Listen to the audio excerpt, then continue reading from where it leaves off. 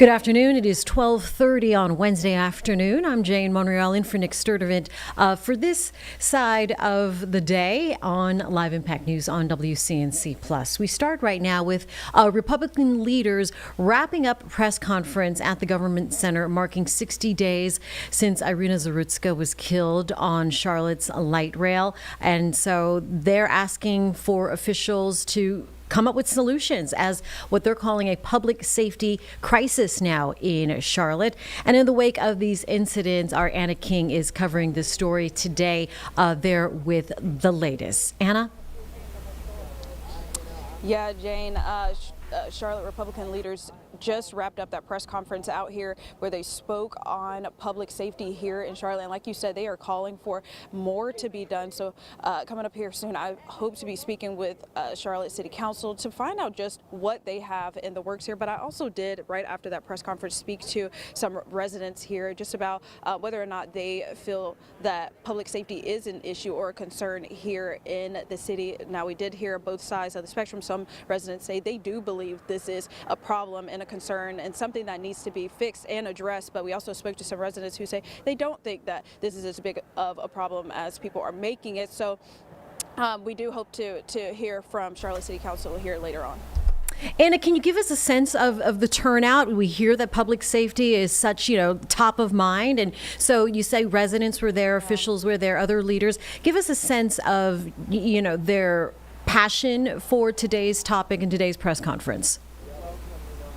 Yeah, there were multiple leaders out here speaking just about this being a concern, but there were also moms out here, parents of children who have died here in Charlotte because of public safety being a huge issue. And they spoke just about how they've been since those moments have happened and what they feel should be done to curb this problem. All right, Anna King, your story. We will see you here on Charlotte, on WCNC Charlotte later today. I know you're working on that story. Thank you for covering that press conference. We'll see you in a couple hours. Thank you. Appreciate you. All right, our Anna King there in Uptown Charlotte. Let's get a look at weather, shall we? Because whether or not, it is another glorious day. So you've got to love it. Becca Birdsall here in the Live Impact studio as well. Becca, what are you working on today? Just sunshine, getting a tan? It's just sunshine. Yesterday was warmer. We reached the upper 70s, close to 80 degrees. We did have a cold front come through, so a couple of light sprinkles, but that's just reinforcing the dry and cooler air across the Carolinas, which is why we've got nothing but sunshine in the forecast. Can't even find one cloud in the sky. Guess what? We'll do it all again tomorrow and the next day and pretty. Most of the weekend as well. Look at that guy with the boat right there. Can we hang out with him? What? There's a guy with a boat. Oh, wow. Oh, there is. Putting it on the trailer. Is it for the winter, though? Yeah, are they that's putting okay. it away Are for the they winter? putting it away? Or are you going? Always make friends with people who have boats. Boats. You can see a lot of people heading out for the lunchtime hour. Definitely a great day to do so. Now, with the nice conditions out there from the mountains into the metro, because we have some breezy winds and lots of dry air and, of course, dry fuel, including those fallen leaves, well, we are going to be under a fire danger risk, because this is something that will continue not only for today, but into tomorrow as well. Here are ingredients. Wind gusts 15 to around 25 miles per hour. We've got lots of dry air, like I mentioned, low humidity values, and we've got the dry fuels as well. We still have that tree debris from Hurricane Helene, especially over towards western North Carolina, that has been sitting for over a year. And we also have fallen leaves as well, acts for dry fuel. So today's fire danger, you can see it's elevated. This extends all the way up from the Charlotte metro, extending into the mountains and foothills. So burning not going to be recommended for today. Will also continue into tomorrow as well. Now, the National Interagency Fire Center actually has put us in the above average wildfire potential as we go not only through the fall months, but in the winter as well. And this is especially a concern over towards western North Carolina. Like I mentioned, just all that storm debris from Hurricane Helene, and there's still an access issue as well up in the high country, still unpassable roads. So again, pay attention to the weather. Do not do any outdoor burning when we have conditions like this, when it is dry dry and windy. Temperatures right now, upper 60s to lower 70s in the greater Charlotte area and up to 52 over in Boone. Today is going to be picture perfect. Sunshine dominating the forecast once again. High temperatures lower to middle 70s. Very seasonable day for this time of year. Evening should be very comfortable as well. 7 p.m. falling to the middle 60s. So patio weather definitely going to be in season. Now, like I mentioned, winds will be gusty out of the west. Wind gust around 20 miles per hour expected. Now, our coolest low temperature so far this fall season, the coolest low has been 44 degrees, and we're expecting our Friday forecast low to get down into the upper 30s to lower 40s. Now, tomorrow morning will be a cooler start, definitely in the 40s, probably tying with the coolest morning of the season so far, with high temperatures once again picture perfect and very similar to what we have in the forecast for today, with really no rainfall in sight as we go from now all the way through the weekend. Next best chance to see some scattered activity will probably come as we go towards the start of next week. So today all the way through the weekend, enjoy the sunshine. Temperatures will actually be cooling down. So as we go into your weekend, high temperatures only in the middle to upper 60s, with morning temperatures down into the 40s. So that might be some jacket weather, at least in the morning hours, but may not needed for the afternoon. Quick check on the tropics. We do still have Tropical Storm Melissa out. The 11 a.m. advisory has winds sustained at 50 miles per hour. This is expected to really sit in the same spot for days, especially going into the weekend. So like I mentioned for the Caribbean this time yesterday, this is going to be a big flooding concern there with some strong wind gusts as well, but is expected to continue to make that steer out to sea. We are past the peak of hurricane season.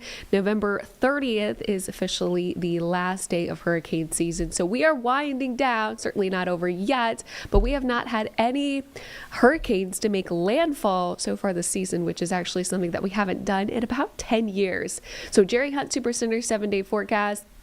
Today, tomorrow, all the way through Friday. In fact, all the way through this weekend, just getting spoiled with fantastic weather. It'd be a crime not to be outside for these days, especially as we continue to cool down with highs only in the 60s this weekend. So definitely on the cooler side for that Panthers game. But next best chance for rain doesn't look to come until next Monday and Tuesday. Wow, all that sunshine. You better get on a boat.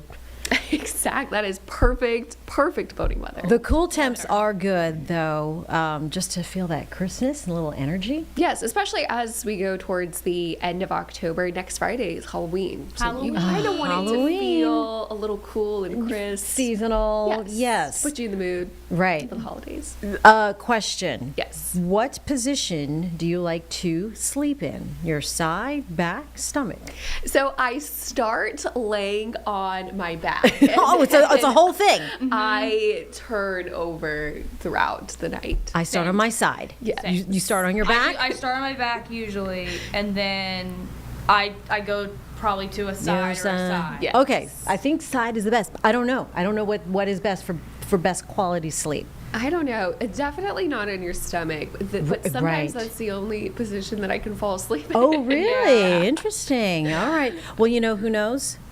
Megan Bragg. Megan Bragg. She always knows. Megan Bragg worked on a Verify segment. We are going to play that for you. What provides you the best quality sleep? We'll see after the break here on Live Impact News on WCNC Plus.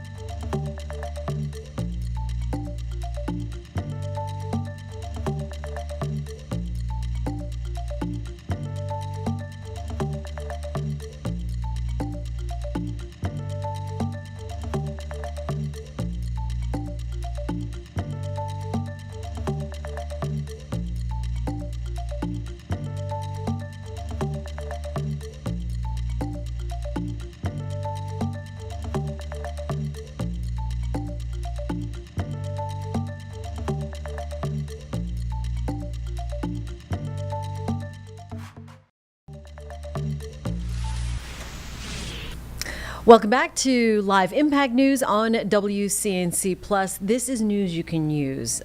What position, when you go to bed, when you go to sleep, provides you the best and worst quality sleep? Well, our Megan Bragg is going to verify this for us right now here on WCNC Plus.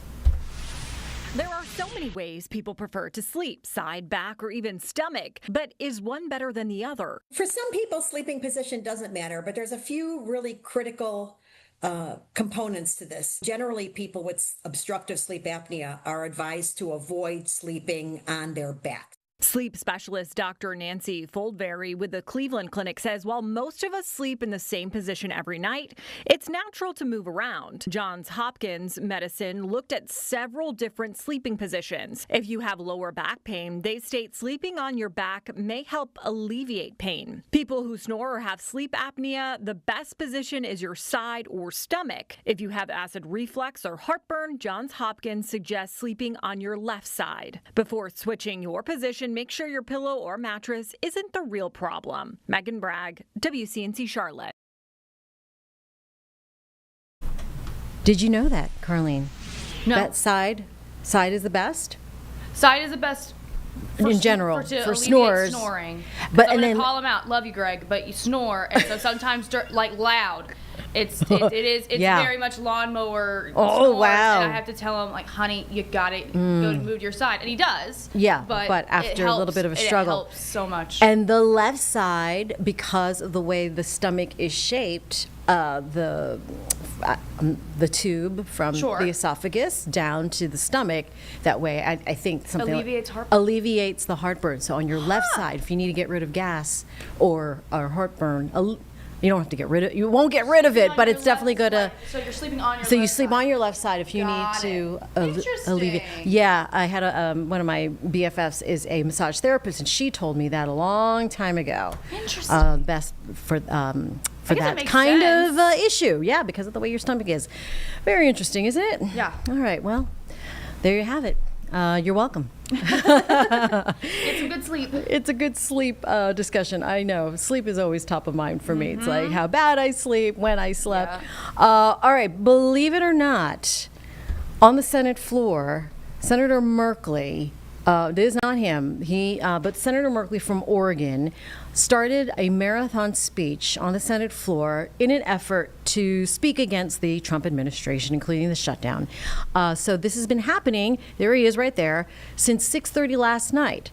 So now we are coming up on just over 18 hours he's had the floor. So let's go ahead and listen in for a while. You are watching and listening to Live Impact News on WCNC Plus. If you will, to, well, in theory, quell unrest. But the law on Title 10 is very clear. You need to have a rebellion or you need to have invasion. And it's very clear you don't have either of those. But even then, 2 judges on the 3-judge panel in this court said, well, let's kind of give a little more flexible definition of rebellion.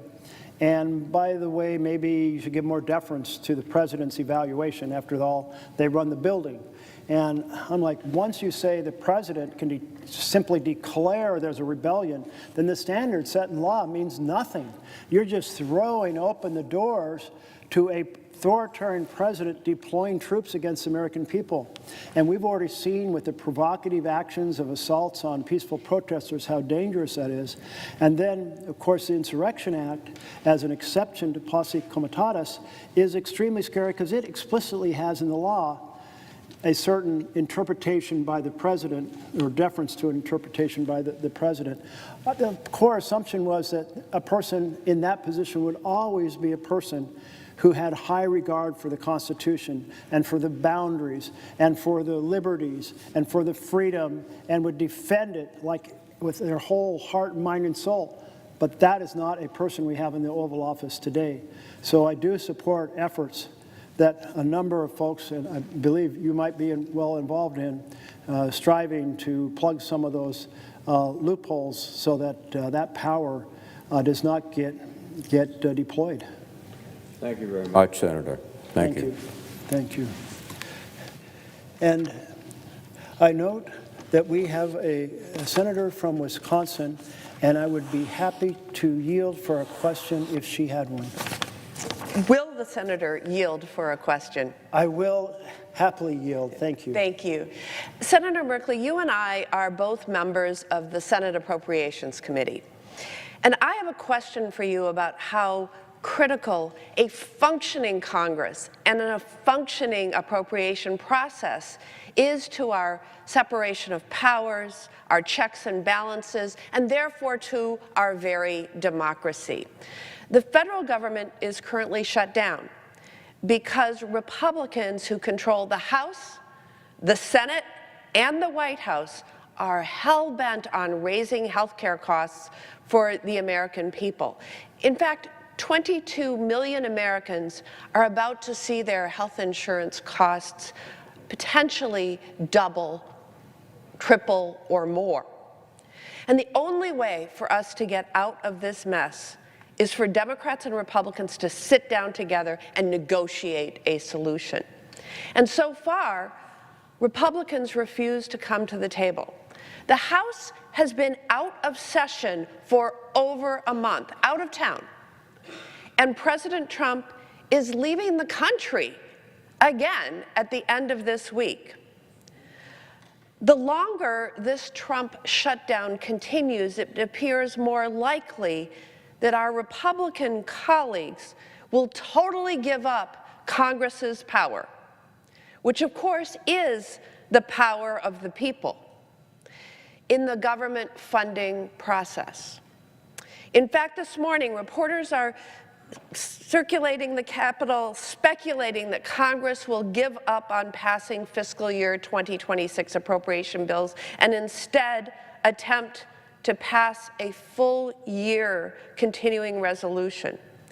And this would be a failure on the part of the House and the Senate majority, controlled by Republicans. And really, it would be a failure on the part of President Donald Trump.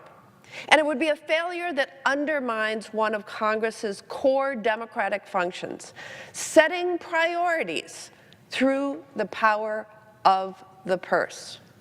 So my question for you, as you hold the floor to shine a light on the ways in which this president continues to undermine our democracy and disregard the Constitution, how is Donald Trump undermining Congress through his attacks on the bipartisan appropriations process?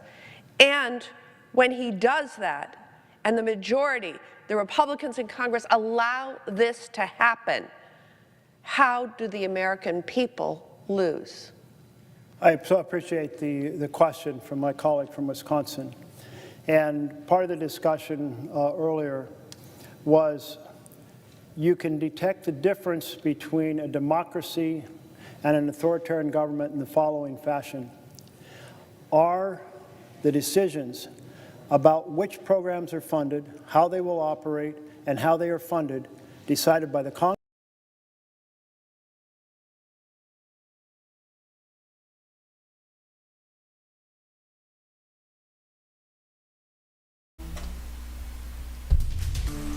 All right, let's go ahead and bring you some breaking news right now. This is from our partners in Raleigh, from WRAL, North Carolina House of Representatives approving the proposed map. This is in a party line vote following this morning's debate on redistricting part of the state. It follows the other party line vote yesterday that passed the state's Senate. So this approval now is going to be law in 2026. Helping protect the Republicans' slim majority in Congress by essentially eliminating the state's only competitive district. So the new district does favor GOP candidates in 11 of 14 districts in the Tar Heels state. We will have more on this on WCNC Charlotte. In the meantime, back to Senator Merkley's long speech on the Senate floor on WCNC Plus Live. Sold these grants because they're out of sync with the priorities of the president. That is an authoritarian statement, because it's not the president's prerogative to decide how to spend that money. It is the power of the people through their elected representatives in the House and Senate. And then in addition, Mr. Vogt has coordinated a series of strategies to essentially cancel programs by slow-walking the dispersion of funds, by freezing the funds, by impounding the funds, by delaying to the end of the year and then submitting a request to legislatively have the funds undone, but then the clock runs out on the year and poof, the funds disappear. He has a fancy name for it, a pocket rescission. But think of it more like the carriage in Cinderella that hits midnight and poof, the carriage is gone and you only have a pumpkin. In this case, we only have a lump of coal when we hit the end of the year. And then there is a requirement under the law for the president to lay out an expenditure schedule so that we can see whether or not funds are being delayed or frozen or impounded and so forth. And that schedule has disappeared. That website has been shut down. So the president is hiding, in contrary to the law, what's required so that we can protect the prerogatives of our Constitution. So these are the ways the president is directly attacking the power of the purse and trying to turn, this is one of the ways, he's doing a whole series of other things in attacks on freedoms, military weaponization of the Department of Justice to go after enemies, sending the military into the streets. But this is a key one in terms of the checks and balances of our Constitution. He's trying to take the power of the purse and has made substantial progress in doing so. I see my colleague from Hawaii has arrived, and should she have a question, Colleague yield for a question? I would be happy to yield. First of all, I commend you for holding the floor to raise issues of such concern to the American people. I want to focus my question on the corruption of the Trump regime. And this corruption is rampant and unending, from making untold sums off meme coins to the latest outrage demanding the Department of Justice pay him more than $200 million. That is taxpayers' money that he wants to get his hands on. We have a president putting his financial interest before the best interest of the American people. This is the classic Trump playbook, using the power of his office to make a profit at the expense of the American people and as a distraction from the chaos and cruelty that he is sowing every single day. It's a classic authoritarianism, using the tools of government to enrich himself, reward his friends, and punish his enemies. So I'm asking my colleague, what kind of threat does this blatant corruption pose to our democracy, our institutions, and the American people? If the senator from Hawaii will repeat the last sentence of her question, I would appreciate it. Certainly. So the rampant corruption of this regime. So, what kind of threat does this blatant corruption pose to our democracy, our institutions, and the American people? Thank you so much for the question. And when I hear that word corruption, and I admit I'm starting to feel a little dazed after these many hours on the floor, my head goes first to the financial corruption of the president, but there's all these other forms of corruption he's engaged in terms of corrupting the basic balance, separation of powers, and the checks and balances. But let me speak first to the financial corruption. One thing that we have seen is that he's using the presidency to enrich himself and his companies and his family. And the most blatant example of this is when he said, I have this product that I want people to buy, and I'm going to hold a competition, and the people who buy the most of this product, a crypto coin, will be invited to a very special dinner at my golf club where I will be present and you'll have access to me. So he sold access to the presidency to the people who bought the most of his crypto coins. And in that case, it was a meme coin. And that means basically the coin is a collectible. it basically has no value. But then he engaged in another form of crypto corruption, and that involved saying, we're going to have a stable coin, and a stable coin means you give me $1 and I give you a crypto token that you can use in international transactions. And then there was a transaction involving I hope I still have this right, the United Arab Emirates, and they basically bought several $billion of these coins.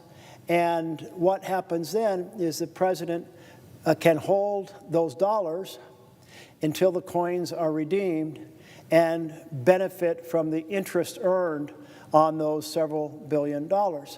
And meanwhile, there was a desire by the foreign government to get access to highly capable AI chips.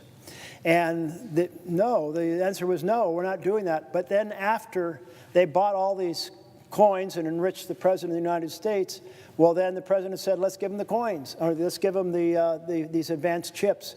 So very much certainly the smoke, and I'd say even the flame of selling access and favors out of the presidency, now to the tune of having made billions of dollars in the roughly 9 months that he's been in office. I would be happy to yield for another question if you were talking about a different type of corruption. Okay. I yield. Oh, no, I don't yield yet because I have to do this protocol right. I see my colleague from New Hampshire is on the floor, and I would welcome a question if you have one. Will the senator yield for a question? Yes, I will yield.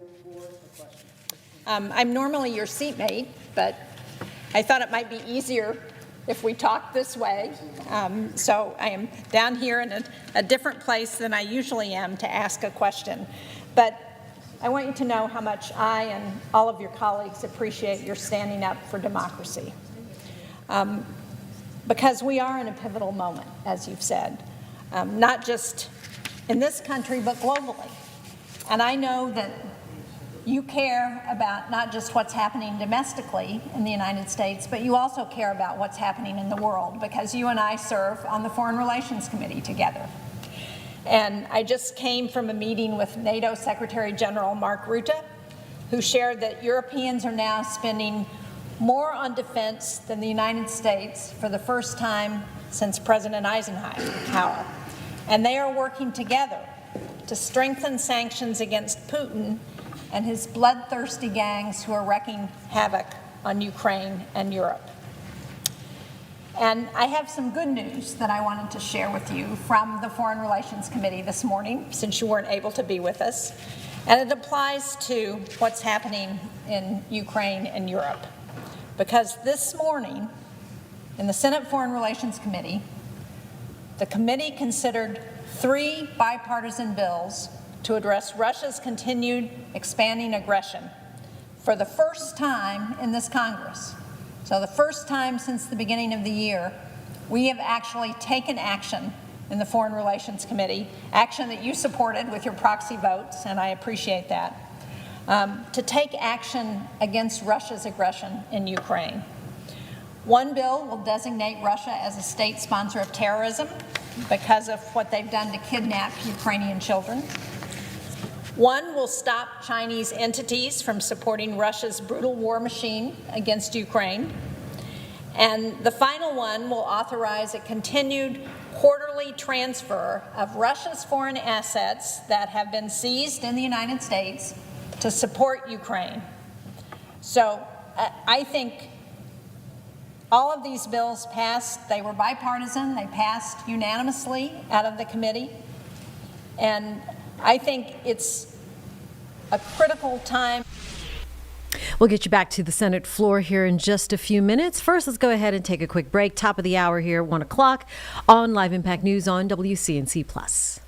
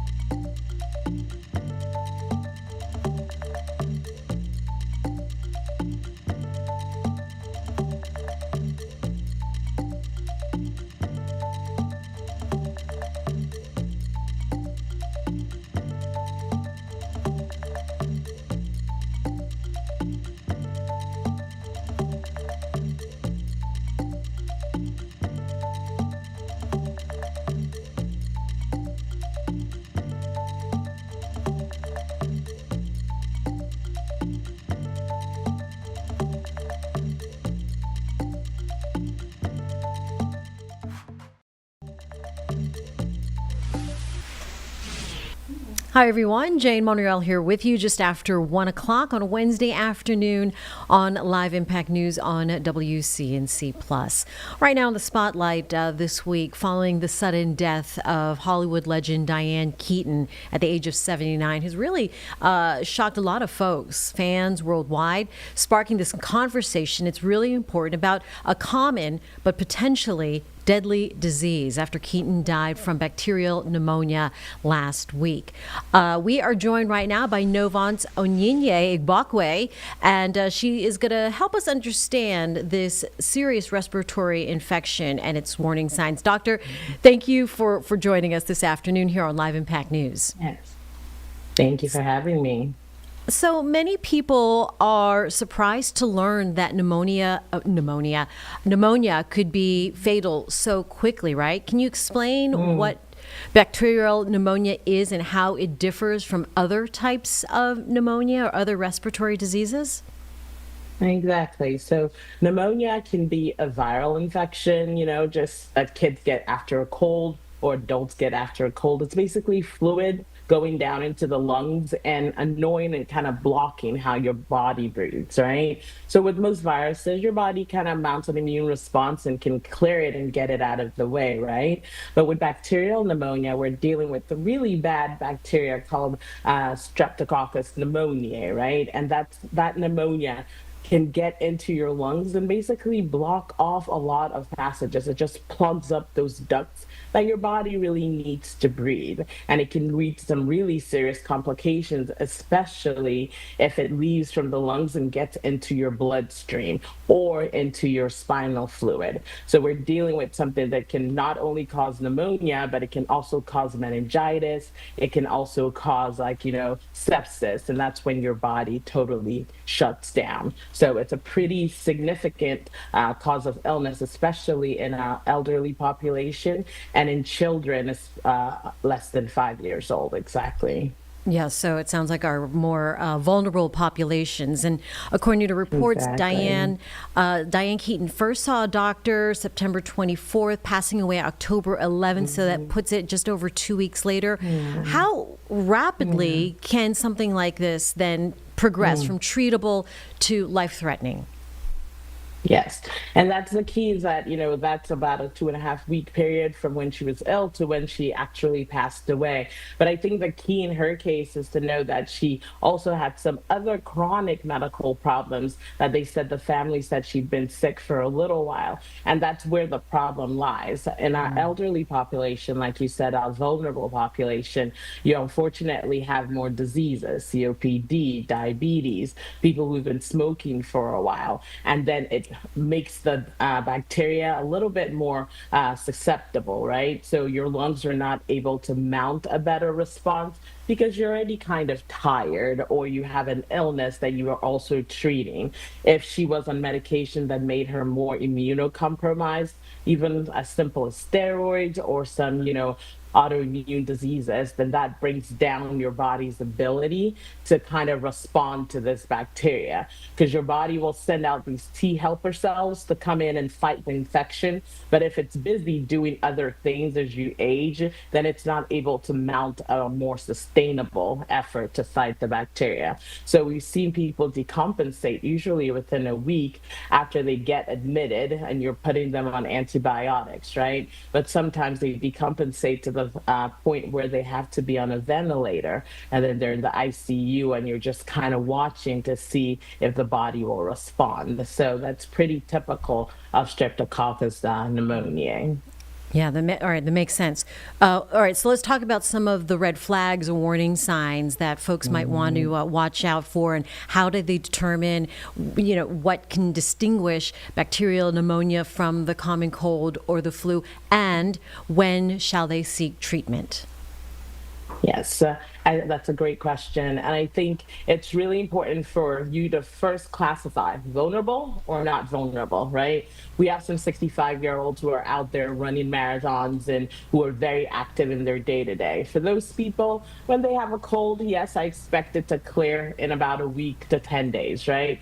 But if after a few days you get fever on top of the illness that you already had, you get chills, you're not able to eat, they start vomiting, or just, are not progressing in a positive way, then that's definitely time to check in with your physician and say, hey, this is what started. Because the thing is, we all have streptococcus pneumonia kind of in our upper respiratory system. It's a matter of if it's invading, that's the issue. And so your body will send us those signals. You get a fever, you get chills, and this is after you've been sick for, a few days, and things should be getting better. But that second amount is your body trying to get the cells to kind of respond. And that's when to definitely seek help. All right, so if someone is diagnosed early enough, you mentioned antibiotics, how effective are they then in stopping this infection? Yes, antibiotics, and we're talking plain penicillin, augmentin, medications that can really combat streptococcus pneumonia very well.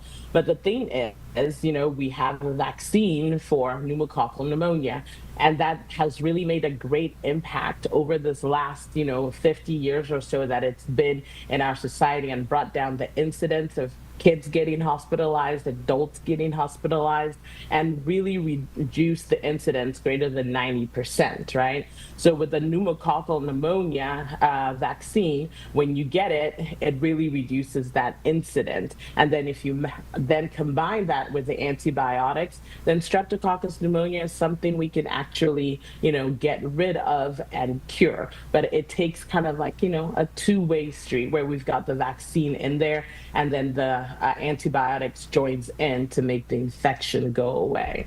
So those are the two great options. Yeah. Okay. And can you take the vaccine if you're already a little under the weather? Well, if you're if you have pneumonia. Well, not so much pneumonia, but say you're recovering from the common cold. I know there was something going around. People were coughing and stuff, so they might have some stuff lingering in their chest or sinuses. Are they okay to get the vaccine? Oh, yes, you can get the vaccine as long as you don't have a fever and it's just a common cold. And the vaccine now, we've got PCV20, and that's the most current one that has more serotypes, which are different types of the streptococcus pneumonia, that can now cover these 20 additional strands, right? So we're covering you from 20 kind of highly effective pneumonia there. So that covers that. And then if you do get an infection, first, your body already has these helper cells that recognize that bacteria, and so it's making it go away. So then when we add the antibiotic on top of it, then it makes it a lot easier to cure it. All right, very good. Any last message then to our viewers? We had a lot of great information here, Doctor. Yeah, no, really to the viewers, I think the most important thing is to know that there's a vaccine for this, right? I think when we see somebody with really well loved like Diane Keaton pass away, we say, oh my goodness, she looked great. What can I do to make sure this doesn't happen? And this vaccine has been out since 1970s, right? So it's nothing new. It's just something that is now available. And recently, last year, they brought down the requirement. Before was for people age 65 and older to get the pneumococcal vaccine, but now anybody from age 50 and up can get it. So it's a really great thing to go out and do that and stay up to date on that. All right, very good. Dr. Igbokwe from Novant Health, appreciate your time this afternoon, and certainly I'll include myself in those Diane Keaton fans. Yeah, it was a bit of a shock and totally sad to hear that she passed away, and then certainly from pneumonia on top of that. It seems like, totally sad, but also shedding some light on this important conversation. So thank you. Thank you. All right, well, the other thing that's happening now, we talked about pneumonia, measles. They are also taking center stage here in South Carolina, certainly. There's been an uptick And we talked to Dr. Bell a couple of weeks ago. It seems like she's holding a press conference, a virtual press conference right now. We're going to go ahead and listen in here on Live Impact News on WCNC+. We are using some of the resources that they provided for education and clinical guidance and whatnot, and we are reporting our cases to the CDC. So we maintain that connection. Lauren, did you have a follow-up? I did not. I'm so sorry. I think the hand just kind of stayed up by accident. I'm not sure how to turn it. Oh, never mind. Sorry. Quite all right. We've all been there. Debbie, go ahead with yours. Yeah. Is there any plan or has the state done any sequencing of the strains of measles that you're seeing? And is there any information about if there are any known links to other outbreaks in the US or elsewhere? We are submitting the clinical samples that have been provided to us to a reference laboratory that does perform sequencing, and we are able to identify potential linkages to what is circulating in other areas of the country. And when we get better verification on the specificity of potential sources, and if there are differences in the genetic makeup of any of these strains, then we would be able to report out. But at this time, we have preliminary information on that sequencing, but we are looking into those associations with transmission elsewhere in the country. Thank you. Tom. Hey, Tom Corum, Post and Courier. So do we know at this point, are all 23 of South Carolina's cases unvaccinated? And is there any, can you identify the Spartanburg business where the other two cases occurred, or tell us what kind of business it was? Yeah, so to our knowledge, all of our current cases have been unvaccinated. And we make notification about businesses or facilities involved when we have a need to warn the public of potential exposures, and we have not been able to notify all those who may have been exposed, as I previously explained. But for that particular business, we have identified that there were no public exposures, and so for that reason, we don't need to identify the business because there was no public exposures that occurred there. Okay. Ray, go with the question. Hey there, Ray from Channel 4 again. Because you all have only gotten 7 doses of the MMR vaccine in the mobile health units in the week that you all have started this, does that put a damper or lessen the amount of stops that the truck is going to be making throughout Spartanburg County as this outbreak continues? I'm sorry, could you repeat your question? I want to make sure I understand exactly what you're asking about the mobile unit moving around. Yes, ma'am. Because the initial turnout, you said you had 7 doses of the MMR vaccine in the mobile health units so far. I'm just wondering, does that cause DPH to kind of rethink how often it deploys, or is DPH going to continue deploying on its current plan and not reduce the number of stops that the mobile truck is visiting just due to the low turnout? Thank you. And I sorry, I misunderstood when you said about the number of stops. And what we're doing with our mobile health units is that we are continuing to evaluate the uptake through that service and modify that in an effort to make it more accessible. So things that we're evaluating are the hours that it's available.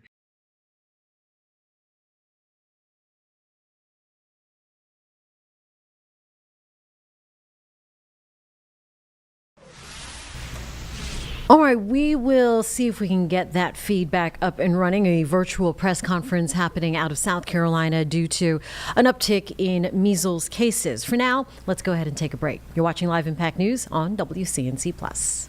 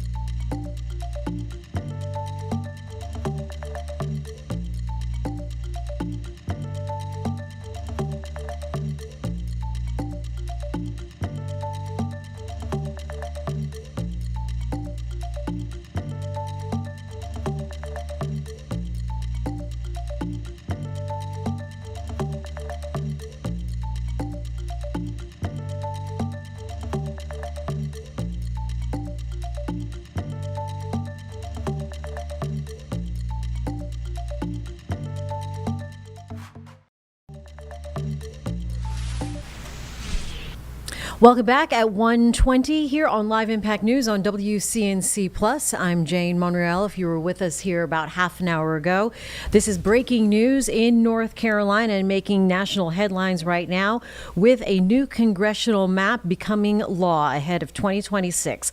The North Carolina House giving final approval to a new congressional district really designed to help protect Republicans' majority, a slim majority, now with control favoring GOP candidates in the future for future elections in 11 of 14 districts.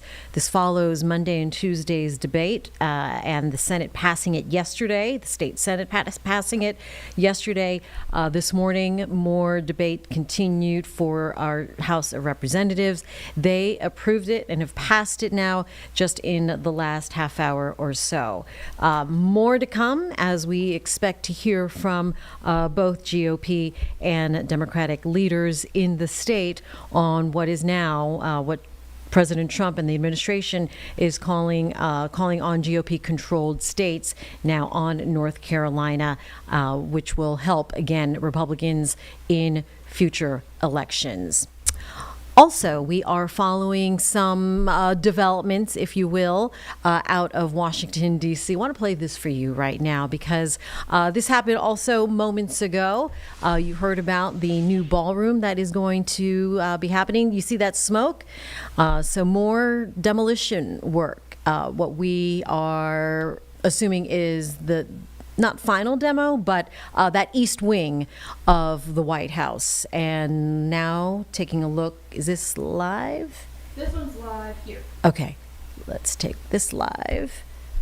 Not much of a difference. There it is. It was a moment ago. I want to say a couple minutes ago. You could kind of start to see like the little last remnants of smoke, the dust and that kind of sort of kick up. Now, I mean, it looks like you can see the flags and the trees. Like it's pretty windy there, so it's kind of like shooed out of the shot. Okay, so back to calm, but again, just a little bit of a sign of what it looked like. This is a time lapse, clearly, so it wasn't like blustery. Sure. Yeah, so yeah. You can see the flags. It wasn't that windy, but yeah, you could see the kick up of dust. Oh, there it and is. stuff. All that smoke. Okay, and a live look now as we see it happening. By the way, I did have this great conversation yesterday around this time on Live Impact News with a historic preservation specialist on what this means, what used to take place there in the East Wing, the ballroom itself.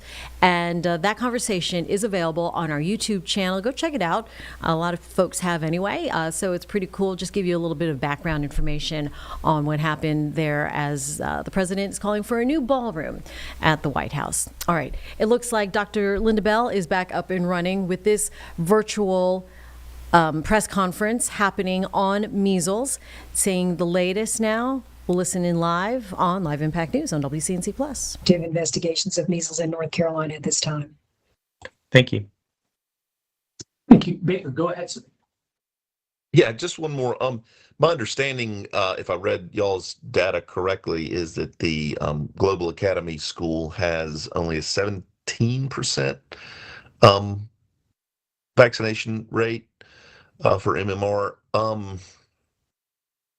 Again, kind of following up on, the specific outreach. I know you're talking with people at that school, but, like how strong is the push there? And related to that, I don't know much about how diseases spread and specifically measles, but, has there been any modeling done or any way to kind of get an estimate of what risk a school like that is at? I mean, if it has 450 or more kids in the same building every day, unvaccinated, what are they looking at? Well, we've been in communication with the involved schools, and they are aware of their vaccination coverage. And we want to make clear that this is not the school's decisions about this, that this is the parents' decisions. The schools do not necessarily have control over the choices the parents are making, but we are, continue to ask the schools to work with us in communicating the risk to their parents to help reinforce our messaging about the risk. And so we are grateful for the collaboration that we're having with the schools, and continue to ask for their support in communicating that risk of having a low vaccinations rate within their particular settings. Excuse me. We have mentioned before that this varies from school to school. Thank you for that question. Yes, thank you. Spectrum, let's see a question. Hi, this is Julia Johnson with Spectrum News, South Carolina. I wanted to ask what the communication or work with federal partners has been like. Is there any advising from the Department of Health and Human Services? What's going on, I guess, in that area? Our communications and engagement are with those staff with the measles response at the Centers for Disease Control and Prevention at the CDC.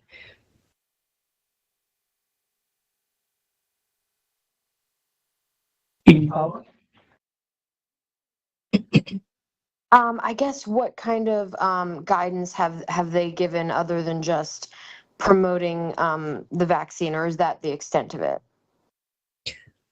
Well, we have, there are abundant resources from the CDC because of the vast knowledge that they have about measles transmission historically. We are benefiting from those resources available through their website. We have been in contact with the subject matter experts at CDC related to measles transmission and prevention. And we are reporting our cases to the CDC.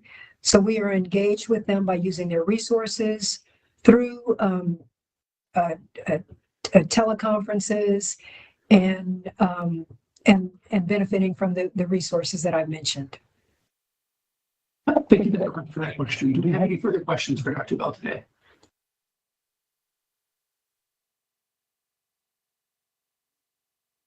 Seeing none, I want to thank everyone for their time today, their participation in this weekly briefing.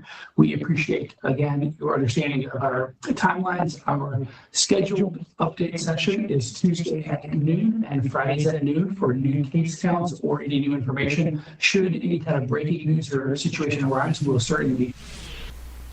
All right, we are going to check back in with Dr. Bell out of South Carolina and the Department of Health as they are talking about the latest on measles.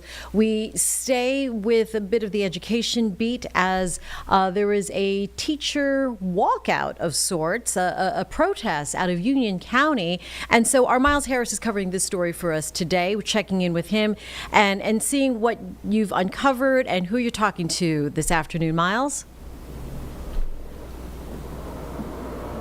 Well, hey, good morning there, Jane, or I should say good afternoon. We did see a dozen, or dozens, I should say, of teachers, parents, families set up just outside of the Union County central meeting here, the building here in Monroe, to really kind of make sure that their voices are heard and their actions are being felt when it comes to really their issues, when it comes to their pay here in Union County. So we did get a chance to talk to some of the teachers out here in this area. There's a lot of concern when it comes to the supplement pay increase. That has really been the debate back and forth between the district, between the Board of Education, between the teachers and the educators throughout this district, throughout this county as well. And so this goes back to May, from what I'm understanding this was as well, is that there was a budget proposal, a budget plan that included a $2,000 supplement pay increase for teachers throughout the entire district here in Union County. But however, when it comes to closer to that date when those checks are being sent out, when it comes to that final budget being signed on the dotted line there, unfortunately, that is now only looking like it's $1,000 when it comes to that supplement pay increase.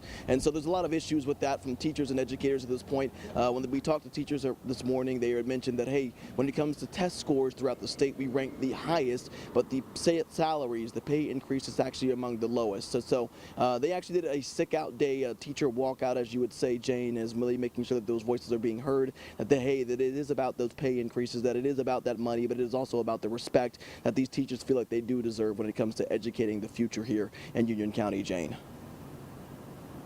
Miles, you said there were dozens that walked out as we're looking at some video here of part of their demonstration on the sidewalk. It seemed peaceful. We see some kids there as well. As far as students, though, go and how their classes were attended to, do you get any sense of what attendance was like for the students? So we didn't hear as far as any absences from the students per se throughout the schools. I mean, this goes from the middle schools to the high schools as well. When it comes to the teachers partaking in this sick out, this walkout today. But we did get some insight on how many teachers were a part of at least not being in the classrooms today. Over 700. Now we don't know as far as how many of those were partaking in this sick out. They could have been stemmed from some of those from earlier in the days and the weeks, but we do know that there was a large amount, hundreds of teachers that were not in the classrooms and taking part possibly in this sick out today. Now we did hear from the district. They did mention that they did have classes as normal. They were able to kind of pull in some resources, having a lot of substitutes and making sure that they were kind of navigating and making sure that those classes were filled with students, but also in a safe manner as well. And as far as the next steps, as far as what's going to happen after today, we do know that we do expect to hear a lot of people kind of vocalizing more of those frustrations, those issues leading up to that vote happening in early November as well, when it comes to that final budget being signed and with the proposal of the $1,000. But again, a lot of issues from the educators here throughout Union County when it comes to that supplement plan increase. Jane. All right, sounds like a lot there on the table to sort out. Miles, thank you for what you've uncovered so far, and I know we'll see you live on WCNC Charlotte. I'll see you then. Thanks. Thanks. And we'll take a break here on Live Impact News on WCNC Plus. See you in 2.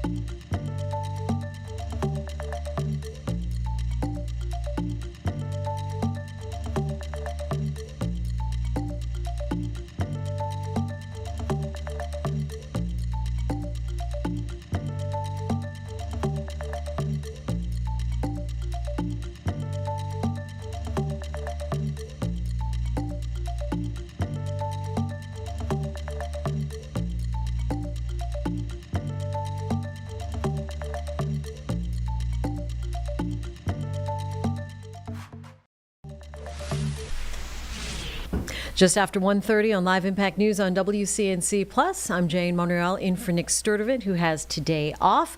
Here for another half hour, we have been monitoring Senator Merkley. He has been speaking since last... Sorry about that. Got a little fancy buttons there. I'm not quite sure what's happening. Dr. Merkley. Senator Merkley, rather, is on the Senate floor, and he has been continuing this all-night speech, marathon speech, if you will. Let's go ahead and listen in on Live Impact News on WCNC Plus. Of the way Trump attacked the referees was a prelude to the absolute assault on the referees that occurred during this year in such a systematic fashion, in such an expanded fashion.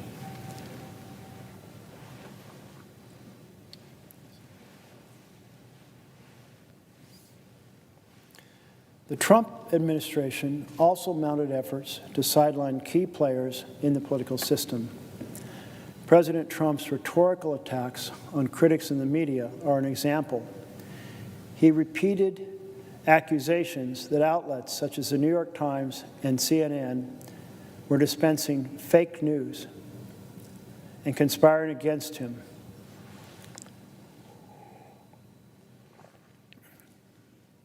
These comments look familiar to any student of authoritarianism. In a February 2017 tweet, he called the media the enemy of the American people, a term that critics noted mimicked one used by Stalin and Mao. Trump's rhetoric was often threatening. A few days after his enemy of the people tweet, Trump told the Conservative Political Action Committee, or CPAC, "I love the First Amendment. Nobody loves it better than me. Nobody. But as you saw throughout the entire campaign, and even now, the fake news doesn't tell the truth. I say it doesn't represent the people. It never will represent the people, and we're going to do something about it."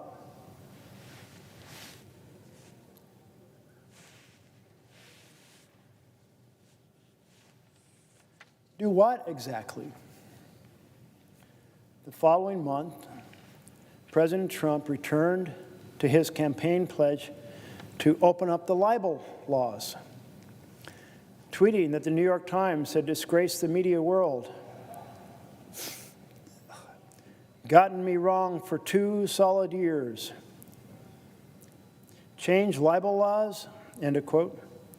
When asked by a reporter whether the administration is really considering such changes, White House Chief of Staff Reince Priebus said, "I think that..." All right, time right now is 1:36.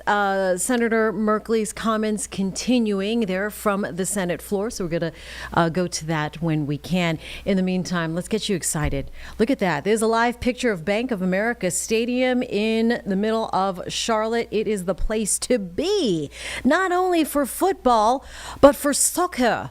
Football as well. Football and football.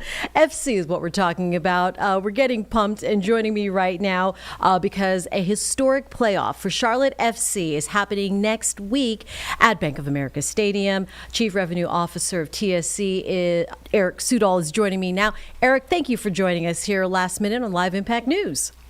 Well, thank you for the opportunity, Jane. Love your energy, and that's exactly what we need come Tuesday at Bank of America Stadium for this first home playoff match. Yeah, so let's talk about this playoff match. I mean, it's already exciting on any given really any given game day there. We have some really great fans in Charlotte. And, I mean, I would expect this to be just, taking it to another level. Well, you're correct. We're so fortunate, and as a city and a region, the support for this franchise, you've seen that really since day one in the inception, and I think it's a two-way relationship. The crowd and the energy is such a differentiator for anyone who's been to our matches. If you haven't, you're going to walk away there and confident that's what you'll say, but it works in reverse. Obviously, our players feed off that back to the crowd, and it's one of the reasons we have the best home playoff record in the MLS. And obviously securing home field advantage round one is a significant opportunity for a team that has a lot of potential to go far here in the playoffs. If someone has not been to an FC game, talk to me about the atmosphere, the music, the chants, all the cheering, and what can be expected if you go to next week's playoff. Yeah, I'm so glad you asked that. Having been in sports most of my career, you'll run into people say, "I'm not a soccer fan," or I'm not familiar with the sport. Someone in America, obviously, even though it is the world's game, and you don't have to be. One, it's time bound, it's time stamped. You leave there, and there is a communal aspect that you feel, and just a rejuvenation. And it's one of those things. Try it. You have to try it, and people leave there like, "I'm coming back for more." And if you're going to try it and you haven't for the first time, there is no better opportunity, Jane, than the elevated energy that will be happening on Tuesday night at 6:30. All right, so What do we need to know then to get involved and watch this in person? Yeah, well, today is the day. We've been running a promotion all year long, kind of called clean sheet. So if we hold the opponent to no goals, the prior match, which Kalina and team did again this past Saturday against Philly, we have what's called a no fees Wednesday. So you can go on Ticketmaster right now, from now through midnight tonight, and all fees are waived. So there is the quickest, most beneficial opportunity right there. Fantastic. All right, so that's great to know. I'm going to look myself. I didn't know there was a no fee Wednesday. Those fees can really get you. Okay, and then parking. Give us like the real talk about what the logistics are going to be like out there. Yep, fair question. Of course, it is a weekday match, and you're going to have regular Charlotte FC or Charlotte business traffic on Monday night. But with the early kick time, what a great opportunity. So if you're working in Uptown, to the hundreds of thousands of people that are, hey, no need to go home. I'm not sure whether, what your dress attire is, what your game day attire on, and just walk right over. So you're going to see an exceptionally vibrant scene. With that, too, we are encouraging everyone, arrive early, arrive early, arrive early. There will be elevated traffic in the area, and obviously, parking as a function of that. Fantastic. Charlotte FC, a historic playoff game, hosting the New York folks. And we are just, we've got New Yorkers here anyway, so I can't, put them out or anything like that. We welcome everybody here in Charlotte. So, Eric, thank you for giving us the 411 on next Tuesday's Charlotte FC playoff game. We wish you well. Thanks for the opportunity. See you there. See ya. Bye. All right, let's go ahead and take a break here on Live Impact News on WCNC Plus. That was fun.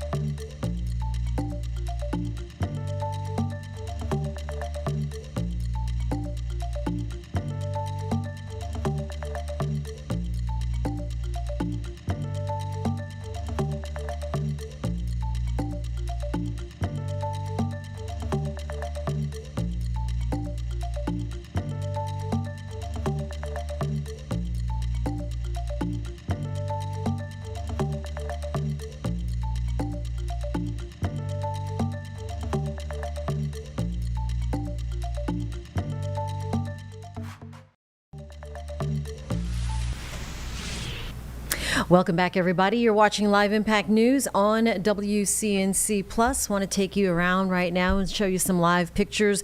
This is in Moore County, North Carolina, showing you a live picture of what officials are saying is a prescribed burn.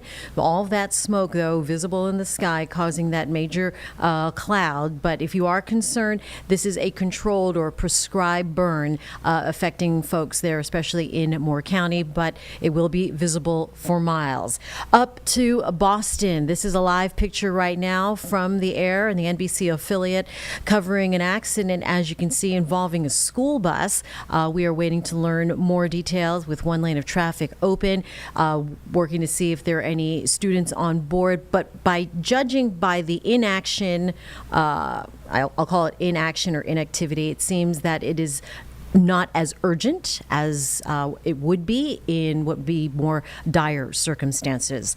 We're also looking at a funeral that is happening, an officer-involved funeral taking place in Ohio. So this is just part of the list of eulogies going towards that officer. But right now, we have been following the ongoing marathon speech taking place on the Senate floor. This is from Senator Merkley. He has been talking and sharing the floor with other senators, but mostly in an attempt to speak against the Trump administration. Has been talking now for well over 18 hours. Started around 6:30 last night. Let's go ahead and listen in live on Live Impact News on WCNC Plus. Initiative yet undertaken by the Trump administration is the creation of the Presidential Advisory Commission on Election Integrity, chaired by Vice President Mike Pence, but run by Vice Chair Chris Kobach. To understand its potential impact, recall that the Civil Rights and Voting Rights Acts prompted a massive shift in party identification. The Democratic Party became the primary representative of minority and first and second generation immigrant voters, while the GOP voters remained overwhelmingly white. Because the minority share of the electorate is growing, these changes favor the Democrats, a perception that was reinforced by Barack Obama's 2008 victory, in which minority turnout rates were unusually high. Every now and then, we see the parties flip on a significant issue. And it's always kind of an interesting question to explore how that happened. So here's the Republican Party that was founded anti-slavery, Republican Party that fought for civil rights bills against the Southern Democrats who resisted civil rights bills, including filibustering them to keep them from happening.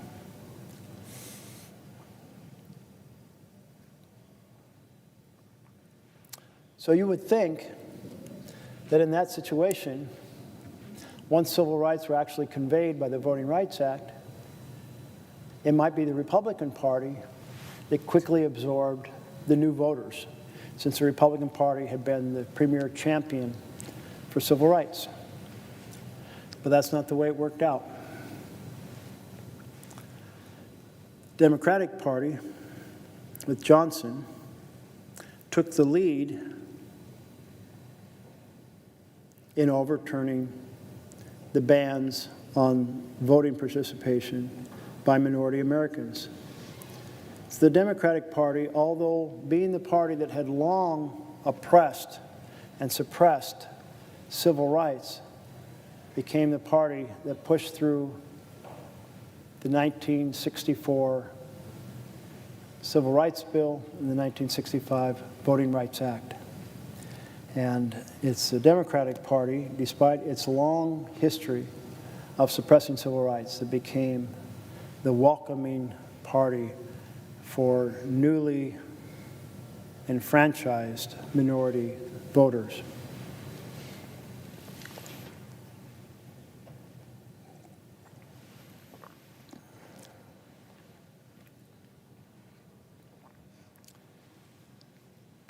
Another interesting flip in my mind is on international trade. When I came to the Senate, it was primarily Republicans that wanted the Trans-Pacific Partnership. In fact, very important trading strategy for very powerful companies. And it was mostly Democrats who opposed it. Not purely, but that was certainly the weight. But then Trump, when he ran for president the first time, he started advocating against the TPP and started advocating for bringing factories back to America, including using tariffs to make American factories more competitive. And so the Republican Party, after his election, became the party that was driving against the TPP, and it was more the Democrats who still had folks who were supporting it. Anyway, another flip worthy of thinking about as over time special events take place that change the direction. The first special event was the passage of 64 and 65 bills led by Democrats that converted the anti-civil rights party into the pro-civil rights party. And the flip on the Trans-Pacific Partnership being driven by the Trump's effort as a Republican candidate to become an opponent of the TPP rather than the traditional position of the Republicans to be for it. Perceiving a threat. Some Republican leaders came up with a response that evoked memories of the Jim Crow South. Make it harder for low-income minority citizens to vote because poor minority voters were overwhelmingly Democratic. Measures that dampen turnout among such voters would tilt the playing field in favor of Republicans. This would be done via strict voter identification laws, requiring, for example, that voters present a valid driver's license or other government-issued photo ID upon arrival at the polling station. The push for voter ID laws was based on a false claim that voter fraud is widespread in the U.S. All reputable studies have concluded that levels of such fraud in this country are low.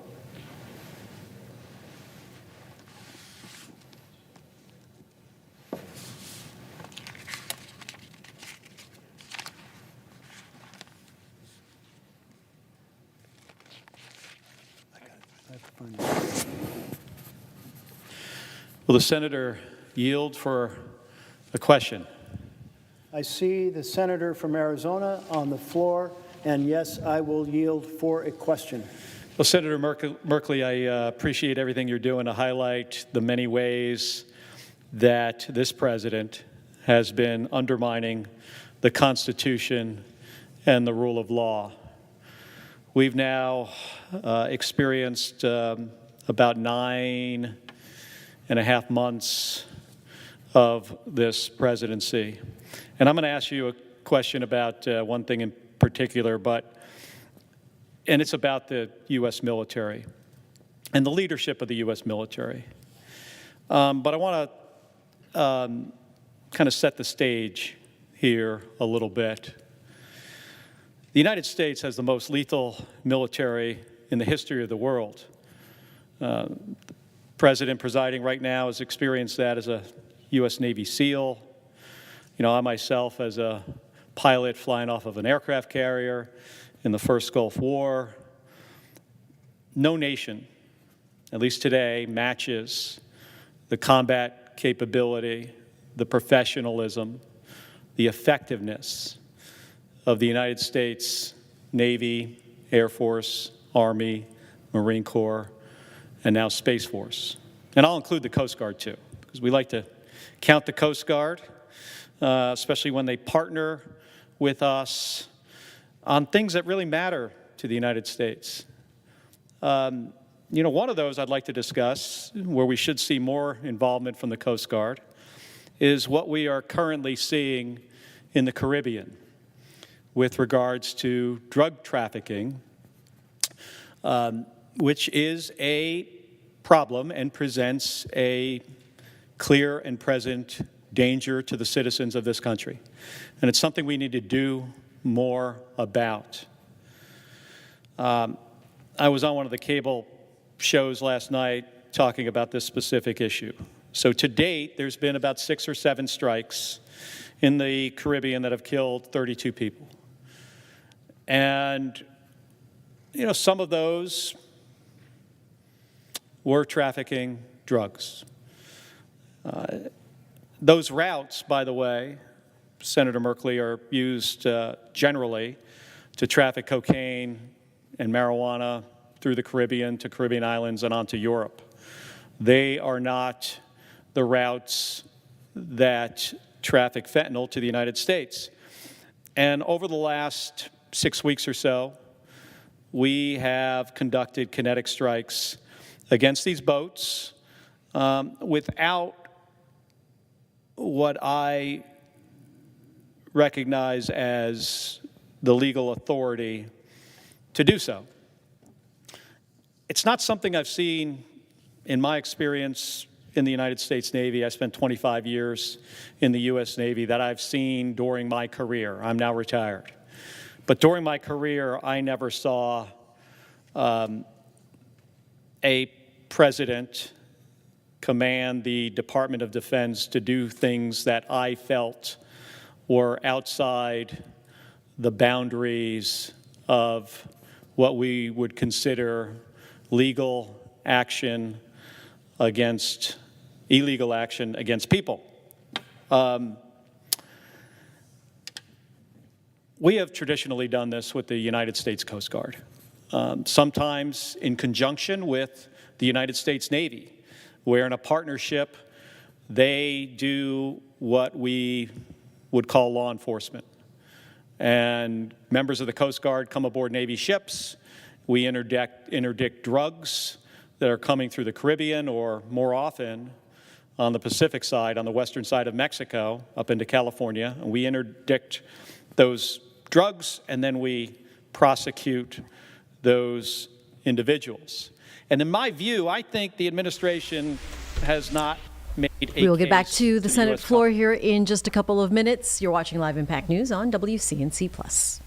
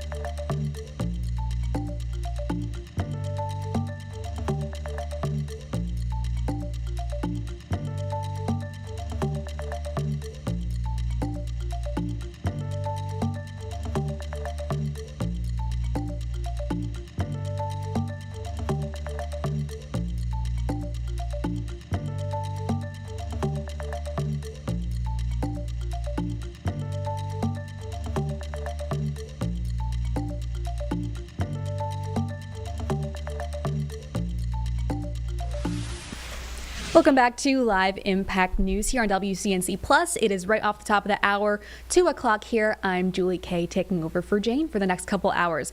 We want to get to one of our reporter stories today that you're going to see later on in our newscast at 4, 5, and 6. This is Domestic Violence Awareness Month, of course, so we're highlighting resources throughout the month here in the Charlotte area particularly. So Bria Smith is here. Bria, I know you got a chance to speak with CMPD, so tell me what you learned today about their partnerships and what they're doing to make sure that this is something that's preventable here in Charlotte-Mecklenburg County. Yeah, Julie, so I did have the chance to speak with CMPD, but also the Mecklenburg County Prevention and Intervention Services, who are working together to, like you mentioned, reduce the amount of DV cases that we are seeing throughout our county. Last year, so in 2024, they saw 11 homicides related to domestic violence, and their key thing is prevention and proactivity. They're specifically targeting the younger, so teens, getting into 8th grade, 9th grade, and so forth, to really talk to them about what toxic behavior looks like, because CMPD, they're saying that this happens in the home, so they grow up learning these behaviors, and that's how these relationships kind of form.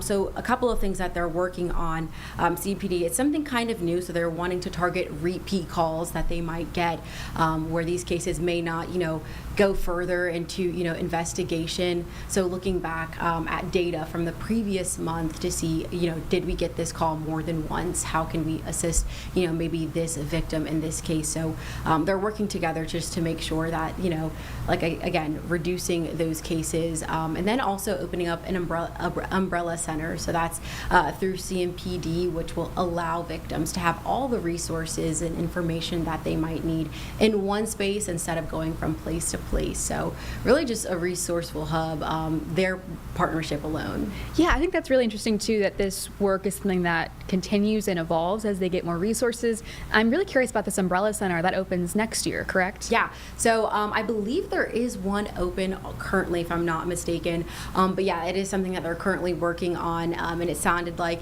they just wanted to make sure that people who are already in these vulnerable states don't have something else to worry about or something else on their plate.